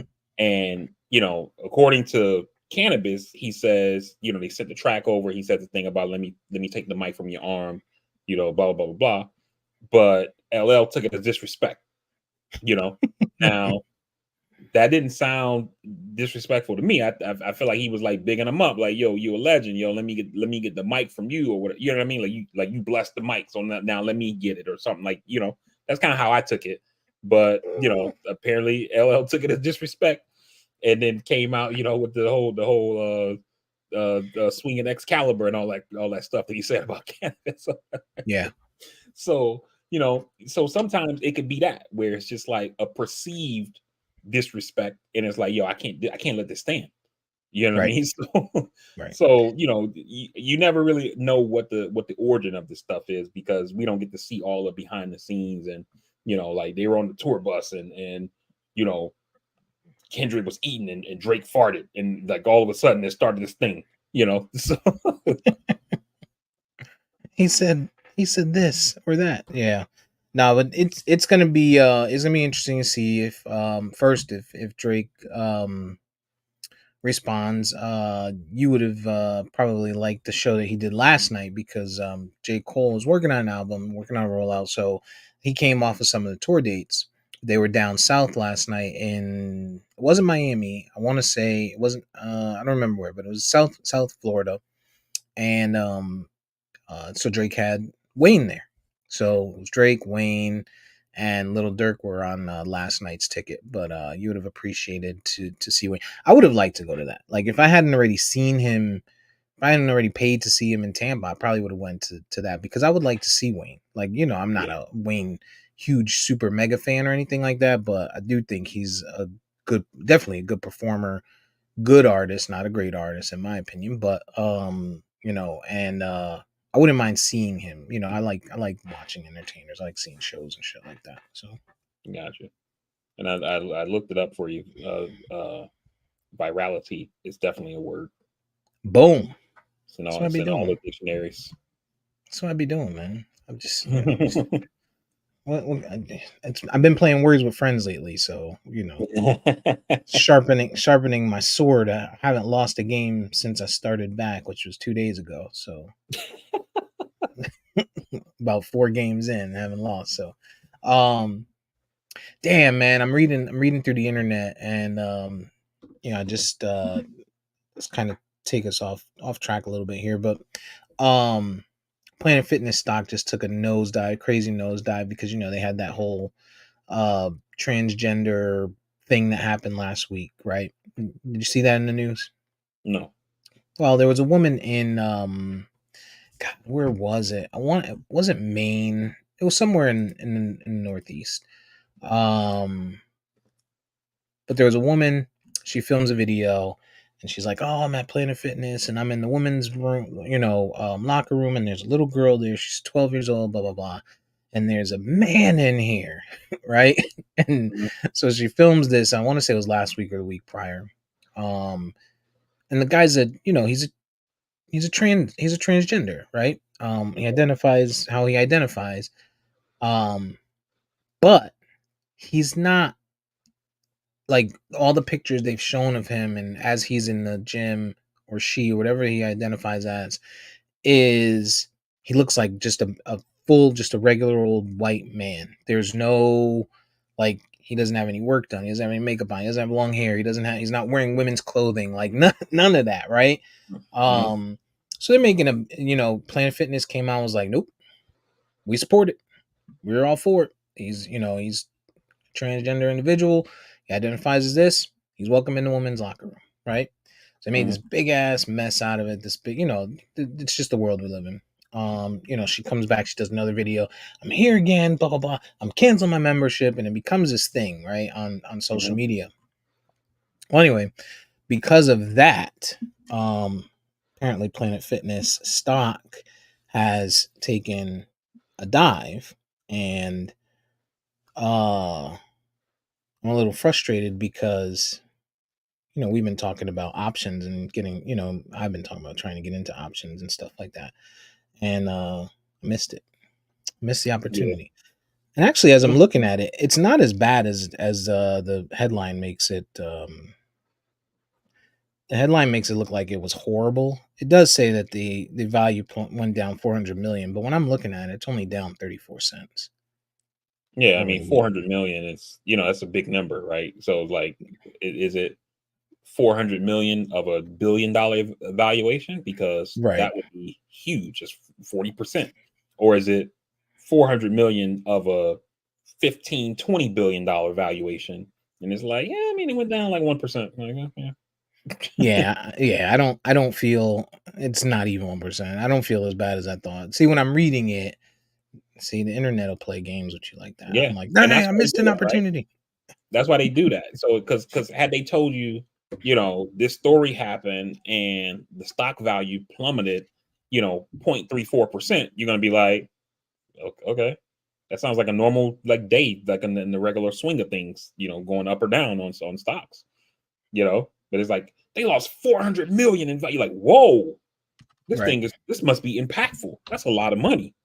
Right. You know what I mean? And so, that's why he's swinging that way. But I hadn't heard the story, and it's probably like to me, this story is like a nothing burger. I've googled it since you've been talking about it, and I see the picture of the person as well as the woman who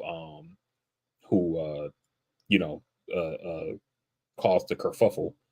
And I'm looking at it and just scrolling down, I see, New York Post, Rupert Murdoch property, the guy who owns Fox News, Fox Business, Rupert Murdoch, TMZ, anything for clicks, Washington Examiner, right wing fucking online publication, something called Board Panda, I've never heard of, Snopes, which is a site that like dispels conspiracy theories and stuff like that. Yeah. So it must be something tied to that, that they are fact checking.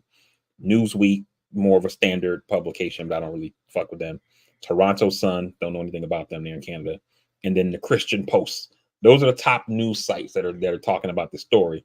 So to me, it already has that hint of this thing happened, and then there are right wing forces that are making this story to be bigger than it is. Mm. Um, and that happens a lot of times in some of these things. um you know to me, you know how I feel about this kind of stuff. Like I don't care if people go to the bathroom. It's not a big deal to me. I've used the women's bathroom before, and I don't identify as being trans or a woman or anything. Like, I'm a fucking guy. But you know what? I'm fucking handicapped. And I had to really use the bathroom, and I was about to piss on myself. So it was either try to wheel myself down to the other side of the thing I was on at the VA, or turn right here into this women's bathroom and use the bathroom. And so you know what I did? I went right into the fucking women's bathroom. I didn't go right in. I turned in and I said, "Hello, anybody in here?" I didn't hear any response. I fucking went into the handicap stall, did my business, and then came out. You know what I mean? Like the shit is just not a big deal to me. So You're an animal. That's what you are. Yeah, and like as I think about it, I'm thinking about the video that she recorded. She's like, "There's a 12-year-old girl in here, and he was in the in the mirror shaving, not shaving his balls, not shaving his ass, shaving his face. Like right. this is what you're in an outrage over." Anyway, I saw I didn't want to get into the conversation of the actual deed.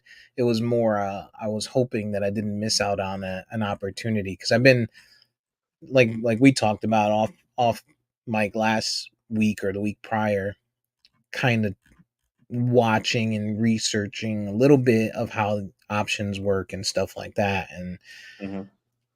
want to pick my place. I want to I want to pick my spot the right way because the risk that it has, and of course the reward if it goes through. Yeah. So so when I saw that, I'm like, no, nope, fake news, fake news, because it's actually up.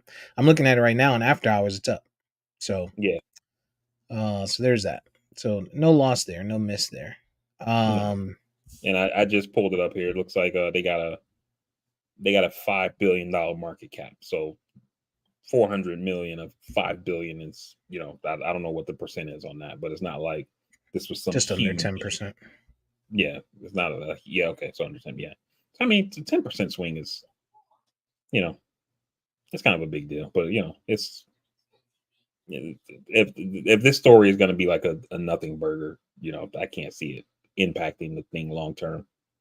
Yeah, And they're going to have earnings that come out, their first quarter earnings, which I'm pretty sure they probably always blow out just because the whole New Year's resolution gym membership fad, so they probably always kill first quarter earnings anyway. So, actually, when is their earnings report set to come? Because that might be the time to, you know what? I gotta do some more research. Okay. But that's the thing Uh, not to change the topic real quick, but like with people who play earnings, you have to be careful with that because sometimes like I've seen like a I remember I don't know if it was last quarter or maybe 2 quarters ago or something. It was like one quarter I remember with Apple, and they blew out earnings, and then the stock price went down, and people were like, right. "What the hell is going on?" So just because sometimes a lot of this trading or not a lot of the vast majority of trading is done by algorithms, right? And so it's like, the earnings report comes out, you have a computer that's scanning, and there's this one word in there the computer didn't like, and so it triggers to start selling. And then they get on the call because they usually release the earnings, and then like maybe an hour later, the leadership, the CEO, the CFO, whatever, they get on the earnings call and talk to the media about our earnings, and then they'll say, "Hey, the report says you guys are forecasting down and down." He's like, "Yeah, we said that because we did this and we did that, blah blah blah. So we definitely expect that to grow big time." And all of a sudden now the earnings call is being picked up, and it's like the algorithm, like, "Oh shit, maybe we shouldn't have been selling. We should be buying." And then it flips it to start, so Ramps back up. yeah, so it's just you just never know which way that these algorithms and computers are gonna interpret the data or whatever. So sometimes good stuff it seems bad, So Yeah. it could be a thing where like, with tech, Apple comes out and says, "Oh, our earnings in the last quarter of the year were great," but then when they look at the cyclical trading cycle where there's times of a year where certain sectors don't do well, and typically for tech they don't typically do well in February and September. So the thing is like, okay, well they just did earnings in January, they were great, but we get ready to go into September, so I mean February, so we got to start selling. So it could just be something like that that's happening. You just never know, man. Yeah. Yeah. Or as the CFO comes on and they start to talk about what the year to come is, they might say, "Oh, well, we plan to spend XYZ on XYZ." People are like, "Whoa, wait a minute. They're going to Yeah. spend, so Yeah. I know that happened with a company that I'm very familiar with. Like very familiar with. Uh NCAA March Madness is underway. We've seen some upsets already. Like so NCAA, we've seen upsets. NBA we're seeing upsets. It's almost like I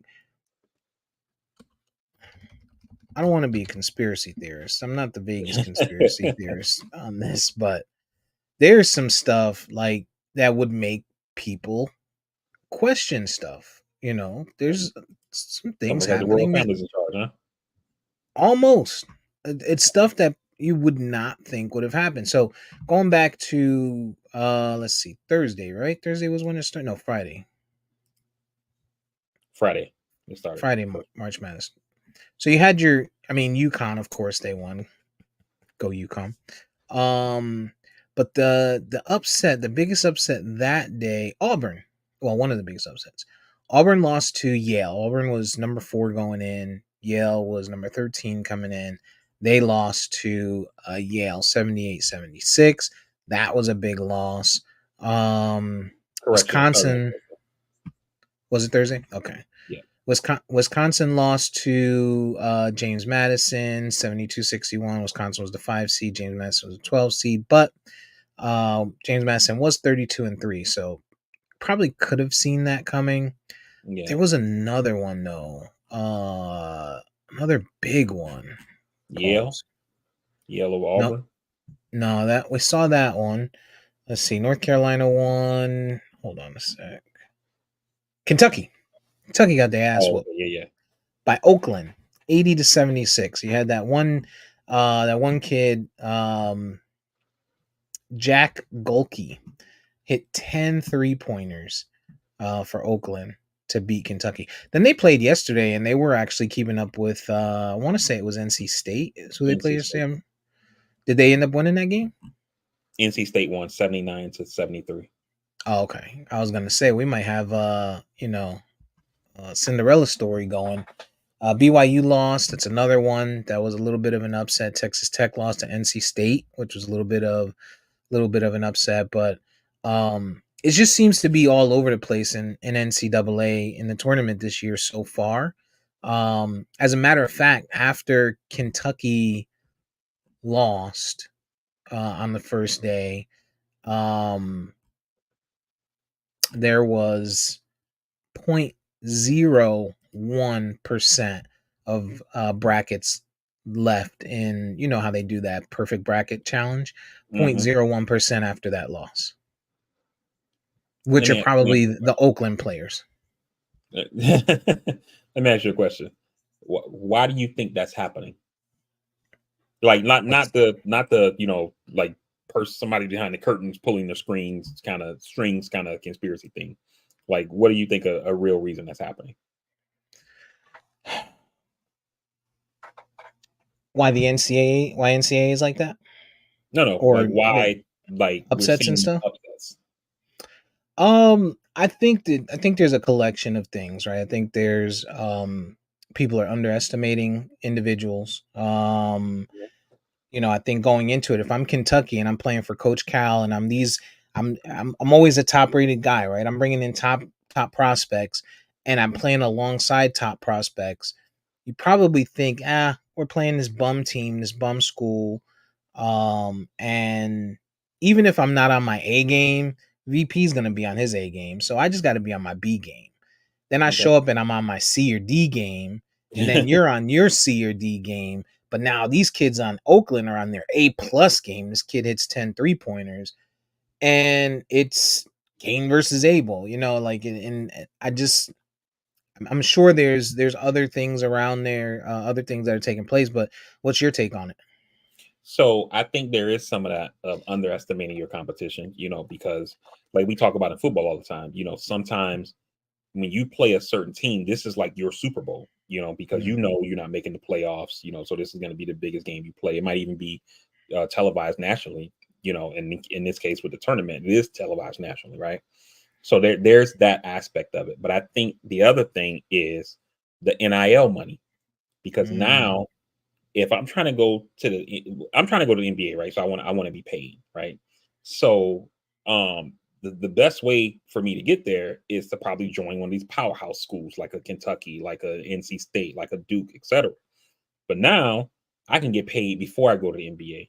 And so maybe, there's this school that's gonna let me get this much money.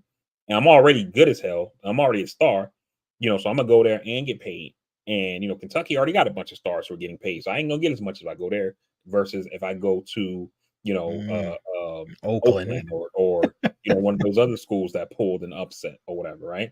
And Yeah. so in my theory of the case is the NIL money is making the college sports making there be more of a um not disparity but more Less it's like competitive more edge or more competition. competitive edge. Yeah, it's more Yeah. competitive. Like it's the competition is more spread out versus it's like every year we know, it's going to be like these. Like the season starts, you almost know who the number one seeds are going to be for each conference or division of the tournament or whatever. Yep. And then you have that upset where 15 beats 2 or something like that every now and then. Maybe 14 beats 3, but for the most part, you kind of know who's going to get to the Elite Eight, Final Four kind of thing. But now that it's more competitive, given that these players can go anywhere and be paid without having to try to go to these powerhouses to get to the NBA through the coaches' connections and just getting wins, being on TV more, etc. Is making the tournament more competitive this year because this year is the first. This is the first year we're getting the tournament with NIL, right? Or was it Yeah. last year? Okay, No, I yeah, think, so yeah. well, at least yeah, we heard talks about it last year, but I don't think it was actually rolled out prior So to tournament. I think the stuff that you said is definitely part of it, just underestimating competition. But I think that the NIL aspect of it as well, just like with college football, with not only the NIL but also the transfer portal, is Mm. impacting college sports. That's a good point. That you brought up the NIL. I think beyond that, right? Even if you go beyond that of it being spread out, it's also now you're going to see the guys who really have that drive to make it to the league because they're going to continue to grind because they're not getting paid. You know what I'm saying? Like if I'm a big name, if I'm I don't know, we'll just say Bronny, right? If I'm Bronny and I'm on USC, Bronny has one of the highest NILs in the league. Now, granted, this is a weird situation. He has, a father who's one of the greatest basketball players of all time, who is still playing today. He's probably one of the top 5 to 10 players in the league today, based on nightly accomplishments. Um, so it's a one-off situation, but this guy, he averaged 6 points a game and his NIL is here, right? So now if I'm not Bronny, right, and Bronny has a shadow he's living in, he's going to continue to grind. But if I'm somebody who's making money in the league and I get pulled back in and now I'm flossy and I'm on Instagram, check me out, I got this, I got that, look at my shades, look at my kicks, look at my belt, look at my Gucci this, Gucci that. I might lose that drive, or maybe I'm not going to practice. Maybe I'm not in the gym at 11, 12 o'clock at night, and the guys that are, who are not getting that money, that do need to get to the league or want to get to the league to be better or want to, it's their dream, are the ones that are actually in there practicing and they come out and they're ready. And I think, that you're right. I think you're absolutely right. Yeah, like I It's playing a huge remember, part. like looking at this NIL stuff. I saw this video somebody made on Instagram, and the guy's like, it's supposed to be like two college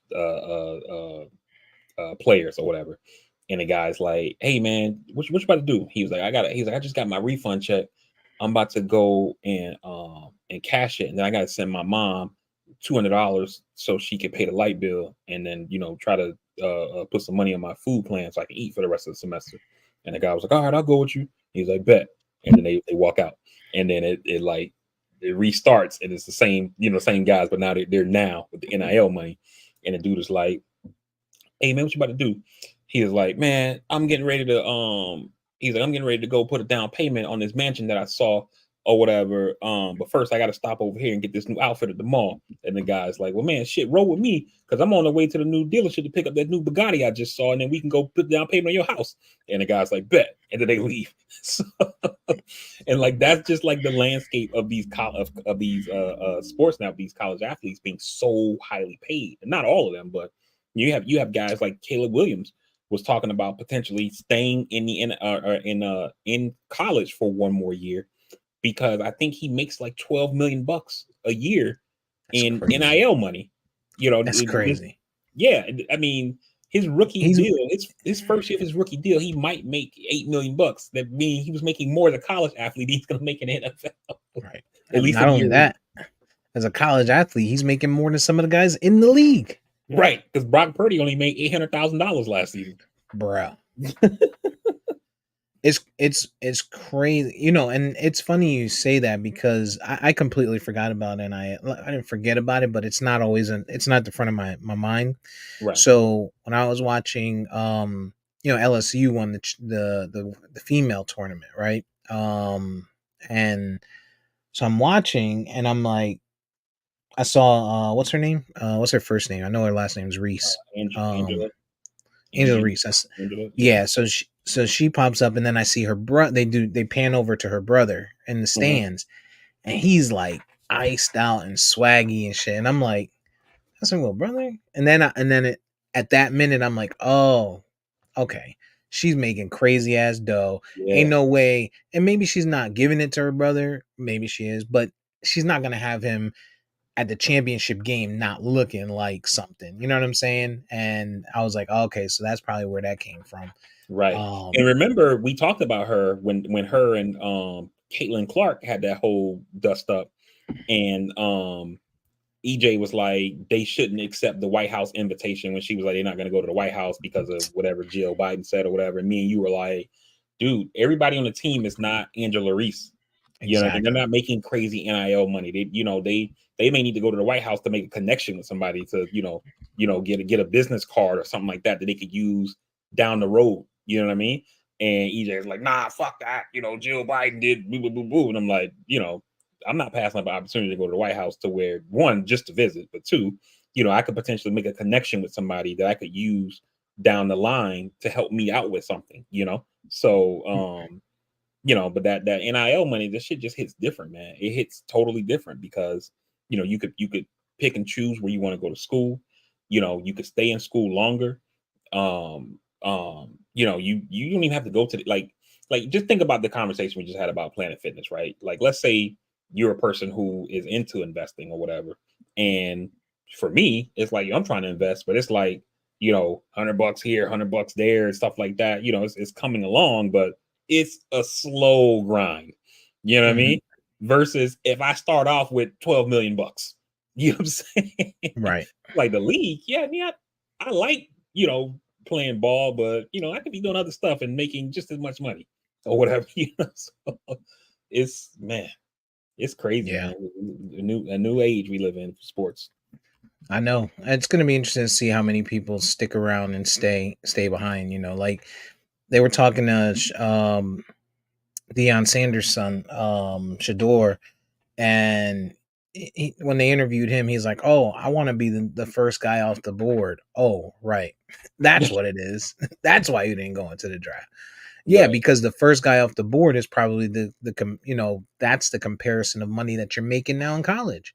So if Hmm. I'm not first off the board, why? I mean, unless your actual dream is to go be, in the league and just to have your name in the NFL or the NBA or whatever, sure. But if your dream is to get there because you want to, make a living and, make wage for your family and stuff like that, you better off staying in the leagues or in Yeah. college. I'm gonna do 6 years if I can. How Right. long Like can like look at this comparison, right? Compared back then to now. Devin Hester, when he left the University of Miami, I remember he was because when he first came, he was only a kick returner, punts and kickoffs.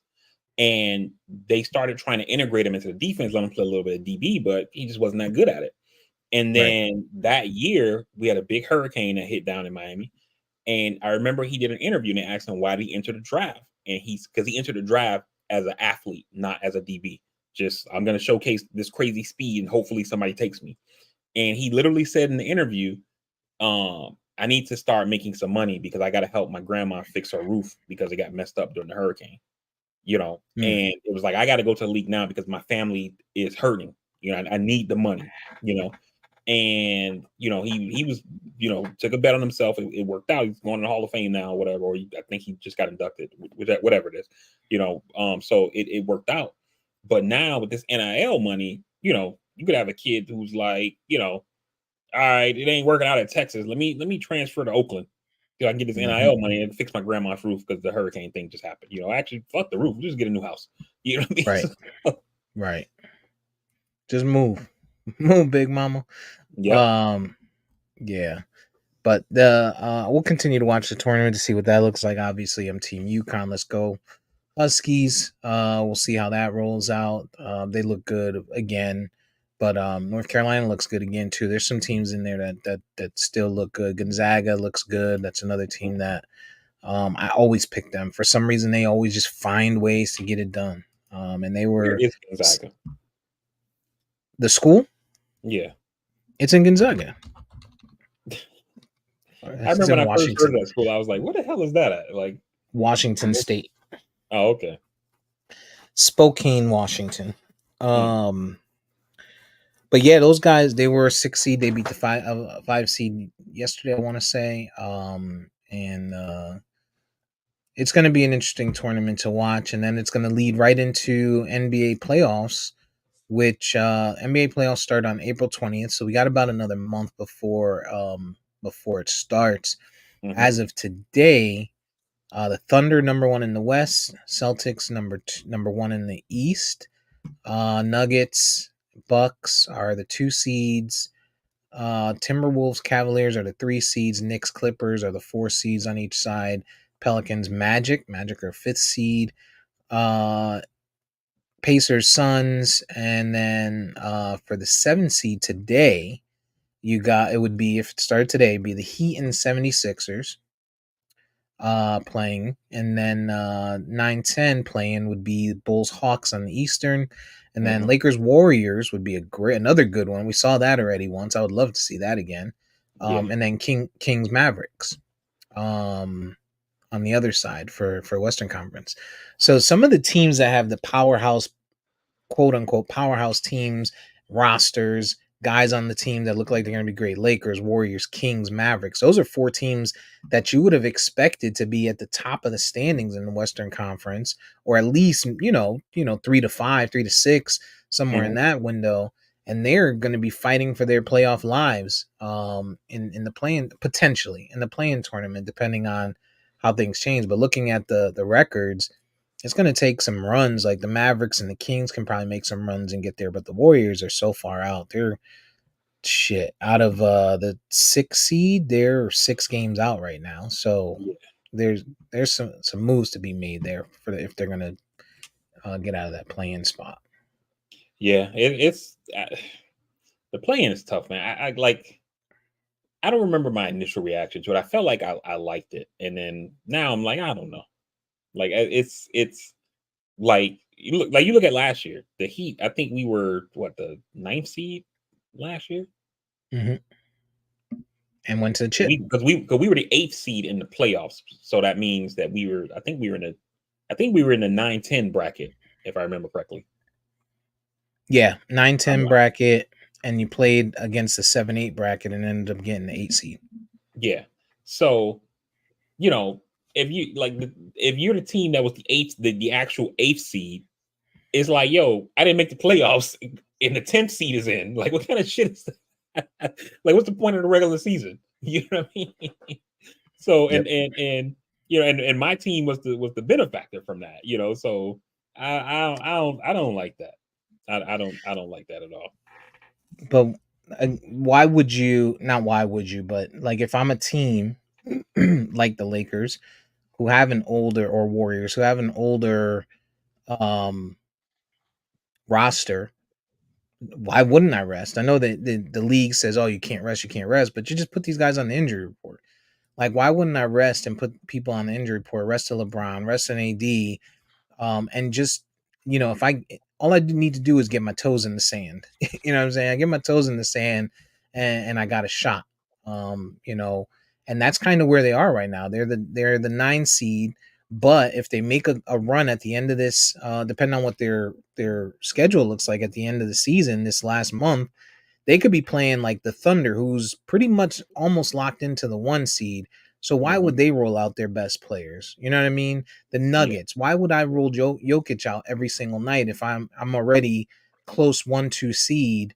And I have no plans of losing that, right? The Lakers get to play a team with no Jokic and no Murray, or they get to play the Suns without, KD and these guys, and they could sneak into the backside, pause, and end it in a 6 seed. Hmm. And if they don't, fuck it, they still got a shot because they're gonna play most likely a low end team. Unfortunately, this season, those low end teams are good teams. Warriors, Kings, Mavericks. Like the Mavs are waking up. That they're starting to look really good. You Hmm. know who hasn't gotten rest? Me.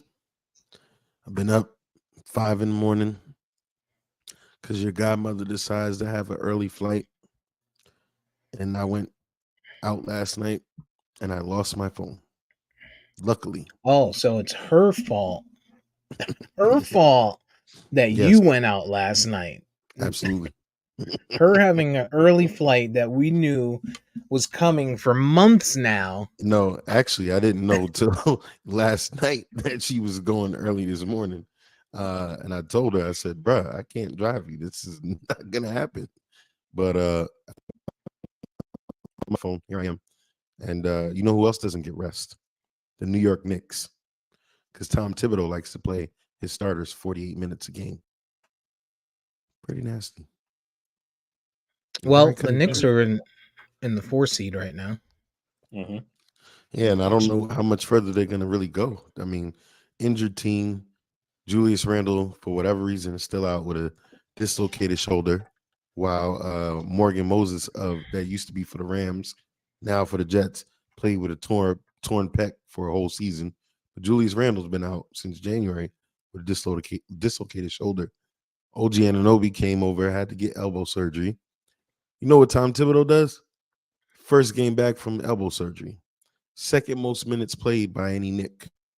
Now his elbow has flared up again. Mitchell Robinson hasn't played in months. We don't know his health status. And Jalen Brunson, you're running him 45 minutes a game. Yeah. That, the team ain't gonna win nothing. So I mean, I appreciate the whole load management strategy from LeBron because guess what? It's worked. He's figured out at some point in his career, hey, I'm not running myself through the ground all season. We got enough games up. We're good. We're in the playoffs. That's when it counts. But the Knicks at this point, if they don't perform in this playoff season, Tom Thibodeau has to go. He's the factor. Yeah. The whole load management thing, I think the players went overboard with it. And Absolutely. then when the NBA put in the correction, they overcorrected, and so now we're in this space where players are like, well, shit, I gotta play because there's all these incentives tied to playing, and then now we're playing hurt and making ourselves worse off.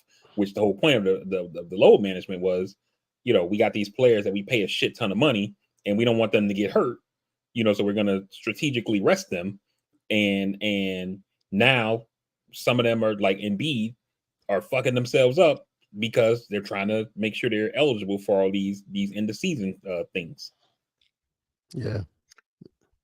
Well, there's some teams that have some depth that I think are going to be factors in to EJ's point in the playoffs. Cavaliers are one, they've had depth, and they look good there. The 3 seed, the Magic are young, they have some depth. I don't know that they win anything. The Pacers are another young team. Those are Eastern Conference teams. I think they have really good depth. In the playoffs, I know we shorten EVP. You always say we shorten the lineups, right?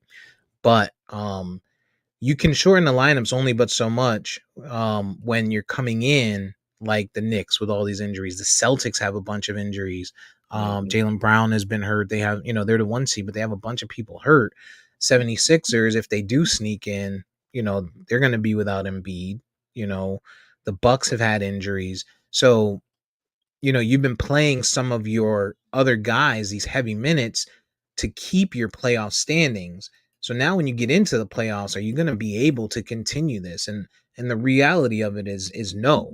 I mean, you're going to run these guys into the ground. Jalen Brunson is going to run into the ground. There's only but so much, that your body, no matter how much conditioning you have, eventually your body's going to be like, dog, I can't do this every night. Like I just can't. And and the playoffs is a different game. Yep. Tail end of the regular season, sure, you could probably take plays off. The playoffs, you can't take a playoff. Yeah. Well, You, these you just guys, just looking at the other day, Deuce McBride, who is a rookie, played damn near almost all 48 minutes of the game. There was points where he couldn't even run the floor. And then Josh Hart literally is the only NBA player this year to play a full 48 minutes. It's like, what are you doing? You know what I mean? Like, and then it's situations where we're like in the fourth and we're up like 15, and Jalen Brunson is still playing. Like, what are you doing? saw I they had don't. Josh Hart, Josh Hart listed as a power forward. This dude Yeah, is like at 6'3". 6'4", he's 6'4". I don't get it. And the sad thing is, we traded for Bo, whatever his name, Bogdanovich, and then Alec Burks, and Alec Burks has turned out to be trash. Which we knew he was. You got rid of Quickly, which was a good 30 a game, possibly. I mean, I like the trade now because of OG Anunoby. However, again, he had to have elbow surgery, and instead of saying, "Let's work this guy back into the flow of things," nah, Tom Thibodeau plays him second most minutes, and the Knicks were 14-2 or something like that when OG Anunoby played. So you don't even just work this guy back into the flow.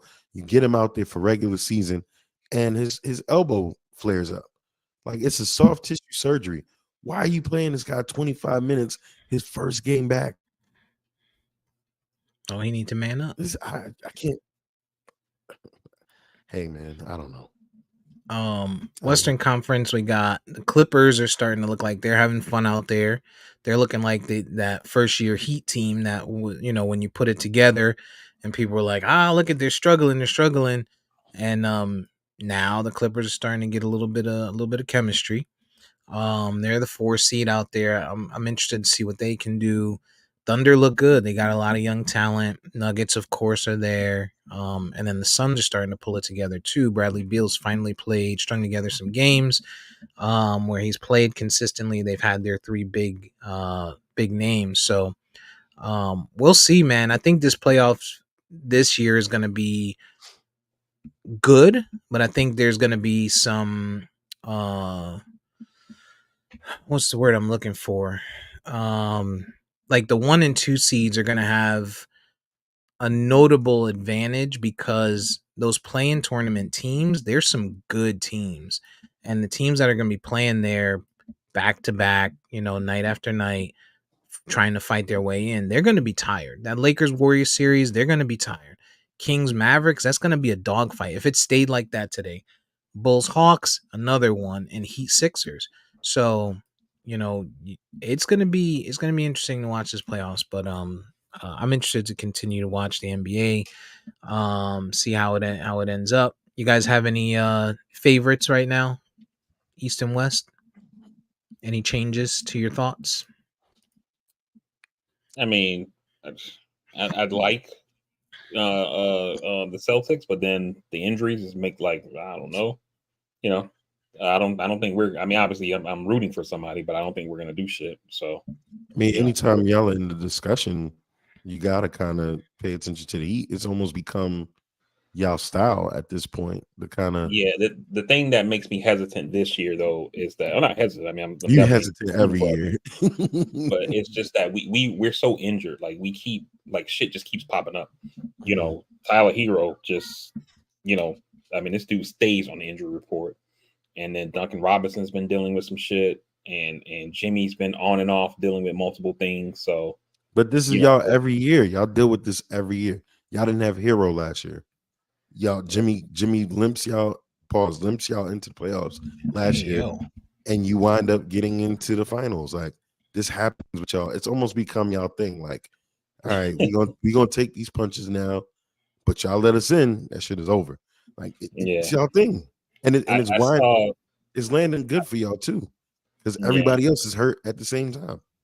I saw, I saw Nick Wright, and he was saying, like, how he was doing his little breakdown of, like, his rankings for the teams, and he had the Heat still kind of up there, and Chris Broussard was like, I don't know why you got Miami ranked so high or whatever. And he was like, it's just he's like, I can't quit them. He was like, he was like, every time I think they're gonna go away or whatever.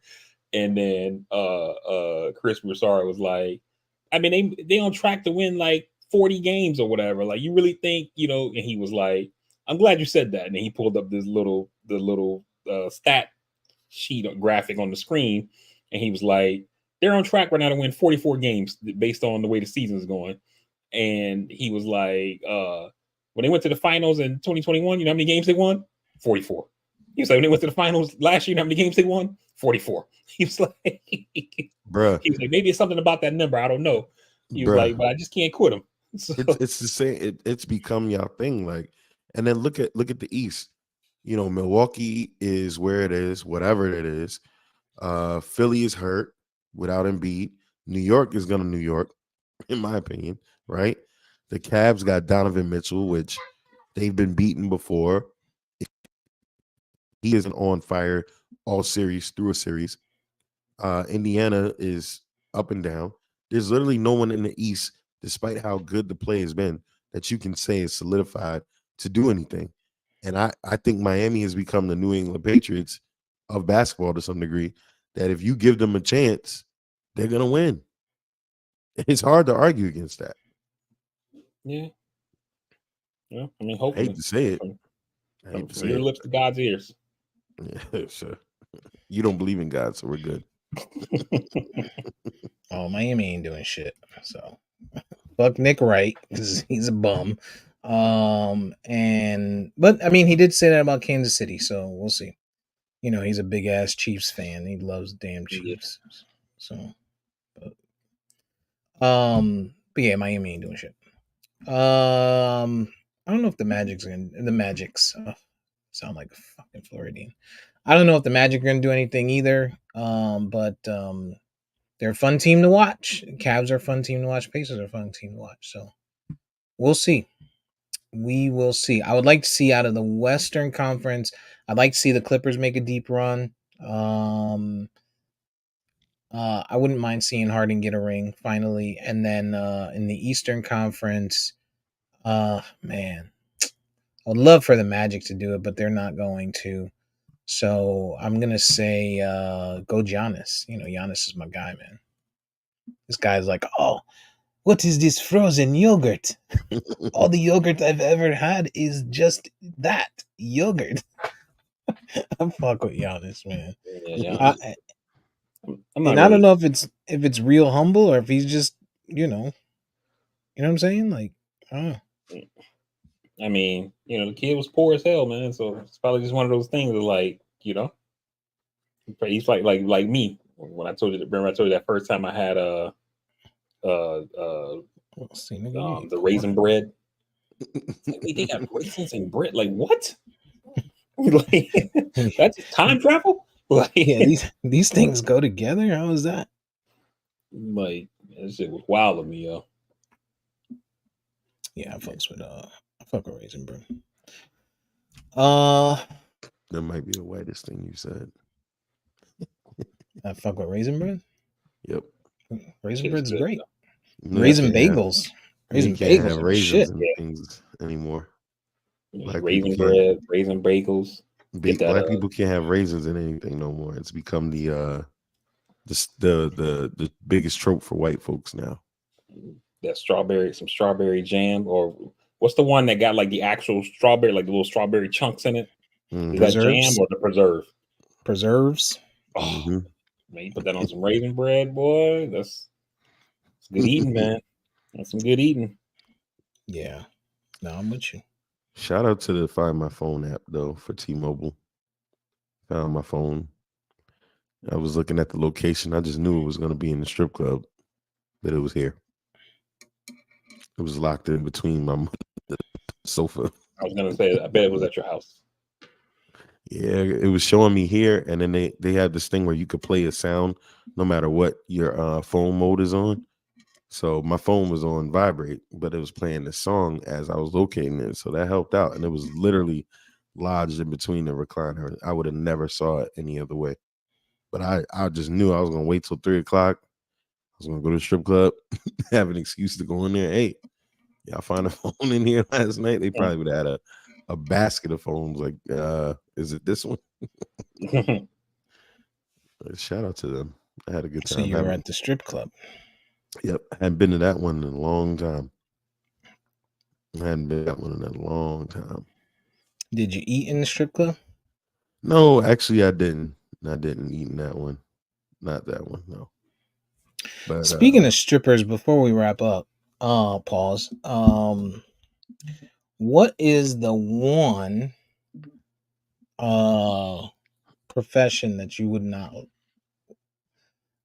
prefer? I'm not gonna say allow because VP will be like, "What do you mean allow? They're women." Would you not prefer your woman? women, I like women. Women. Yeah. What would be the one profession that you would not want to date? I was thinking about this the other day, and I'll tell you why I'm asking this question once I tell you my preference. Police officer. Okay. Why? Because they can do whatever they want. I'll tell you. I'll give you a story. My best friend D. I'm not gonna say his whole name. He dated a police officer, and this woman at some point had 24-hour detail on him. And mind you, he was a police officer himself. She was so crazy that he drove off one day, just leaving her house because she wanted to fight, all this stuff. Do you know she literally jumped on the roof of his car as if they were like in Miami Vice or something, and rode on the roof of his car for 2 blocks until he stopped. I think I'm good. Just a lot. Too much power. How about you, VP?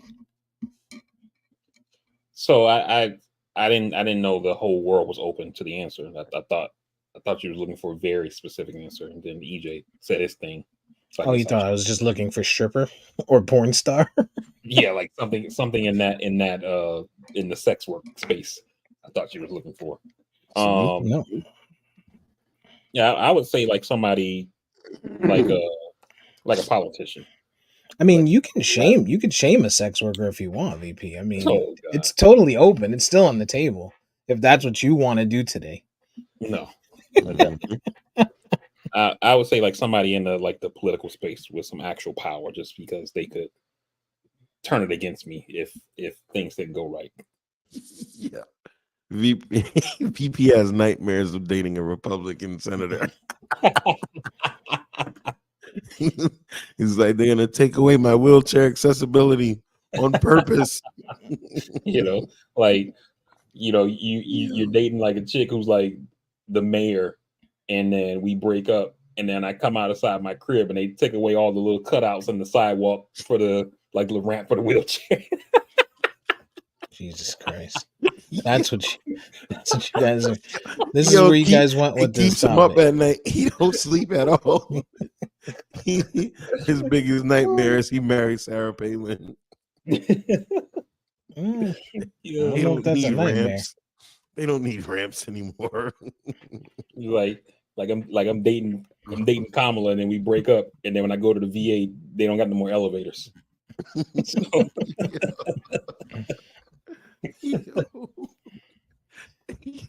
All right. Well, I guess you guys took the high road. For me, it's a construction worker. It's a female construction worker. She's around dudes all day. All day. And dudes, all right, you guys see, have you ever gone from, I don't know if you've ever gone from, but I went from working in call centers, normal customer service call centers to a technical call center at one point 12 years ago. And technical people are not usually pretty women. Pretty women are not usually, technical support people. So, VP, just gonna let him say this shit? So what I'm saying is, construction workers go to work every single day, and all they see is men all day, every day. So now you're bringing in this new piece to the equation. It's like beef. It's like meat. that's like a nice fresh cooked steak or chicken if you don't eat meat or whatever, that's just hot and steamy and ready to be eaten and pounced on. So I thought about this because I went to drop the kid off at school last week before spring break, and there was a female construction worker. They're doing construction by a school. There's a female construction worker, and she was taking her helmet off. She had long hair and long black hair. She looked really pretty, and I'm like, her poor man, her poor man, around guys all day, around drills and hammers all day. Yo, You know, you're a I nasty could man. no, I think there's some logic to what Steve is saying. And See, and my point is that because I was in the military, and Oh boy. man, when I was in Japan, like I was in the infantry unit, and there's no women in infantry, right? And the base that I was on, most of the jobs there were in the combat spaces, so like artillery units, um, AAV units, and stuff like that.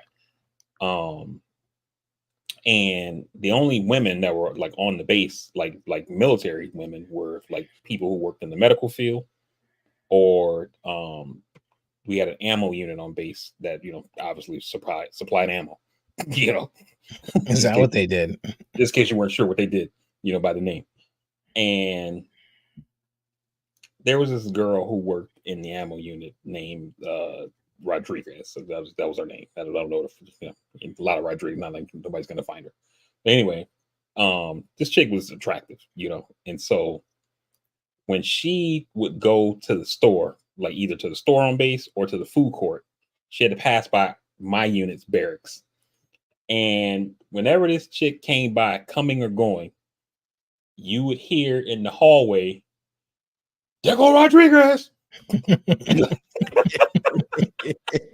Hey, yo. Yo. Yo. And it's like the barracks would like empty out either like outside, or everybody would like go to the lounge and like be out the windows. Hey, yo, what it do? Da, da, da. You know what I mean? See, Oh my gosh. Yo, it was VP bad. It was scumbags. bad, yo. So first thing in the morning, fresh Steve's coffee. point. Yeah, you get into the work site. Little Melissa come walking over. Hey, good morning, guys. Which stop sign you need me to hold today? Like, all right. Y'all both have went to a new level of toxicity today. I just want to go for the record. It wasn't me this time. Or truth. What does that say? Okay. Yeah, so take your story, VP, about Rodriguez and magnify that, and you have Quiet on the Set, the documentary about Nickelodeon. Except they were 12 years old. I got where's that? Is it? I know it's on HBO Max, but is it anywhere else? They said it's also I want to say Hulu. Prime or okay. Hulu. I want to say it's Okay. on Hulu and Max, but I watched it, and interesting to say the least. Just I saw somebody post a meme or something saying just Jordan, saying something crazy about the kid Jordan that had the show. Outrageous. Drake. Yeah, I guess just Jordan, or I don't remember what it was. Oh, just Jordan. Yeah. And Amanda Bynes too, man. Amanda Bynes got fucked up through that shit. I'm telling you, watch that shit. Watch that shit this week. We'll talk about it next week because shit is dark, yo. And it's not as dark. Listen, it's not as dark as the Jared Fogle one, which I talked about earlier. This is watchable. You just have that one stretch where Drake Bell is talking about what happened with him with Brian Peck, which was the talent manager who, and spoiler alert, after he raped Drake Bell and went to jail for it for only 15 months. You can't say that. Sorry, after he what's the word I should say? Molested. Took advantage. Sexual assault. That's what I said. No, I said grape. like the fruit. Oh, after he graped them. Oh, that's Rape is true. one of YouTube's algorithms that the thing You monitors just for. said it again. You had already said it, so but like if you have a video that can be monetized, which I know we're not monetized at this point or whatever, but it'll knock it off because it doesn't meet their content standards. Well, after he sexually abused Drake Bell Can't and can't went to say that either. what? After what is the word? You can't say sex, so most people say segs, like you're saying eggs. All right. Well, after he did what he did with Drake Bell, only got sentenced to 15 months and did his jail time and came out. Ready for this spoiler alert? He was hired by Disney. Wow. That's right. I'm not surprised. To work with children again. I'm not surprised. I've been saying how Disney has been terrible for its entire existence. Not surprised. Yeah. All right. Well, we're at 2 hours and 20 minutes, and I got some hard-boiled eggs with my names on it, on them, sitting on the stove. So, VP, They got raisins in what's wrong with you? Such a Republican sometimes. Yeah, I'm weak, Hal. His nightmare is being married to Kamala Harris. No, I think it's more Marjorie Taylor Greene. That's his biggest nightmare. That's hilarious. Oh, Anything for attention. That one. She's got a nice profile though. I wouldn't go that no, far. not like Lauren. Give me Lauren Boebert. Yep, there's a choice. I'm definitely going to Colorado. Oh, that's right. Twice on Sundays. Terrible. All right. 221 VP. I'm gonna hand the reins to you because yeah, my stomach is growling. Hey everybody, we definitely appreciate you guys for rocking with us for this week's episode of the Castworthy Podcast. For the folks who joined live, we definitely appreciate you checking in with us, tapping in with us, listening, taking time out your Sunday. It's I have to just say it's very much appreciated that you guys can find time to take time out of your weekend, out of your Sunday to join us. That shows how dedicated you are to the podcast, given that certain members of the podcast can't even take time out of their Sunday to join us. So we definitely appreciate you for that. But anyway, with that being said, man, like we always say, make that phone call, send that text message, reach out to your people, let them know you care about them. And that should have been part of the intro, not the outro. Screw you guys. I'm going home.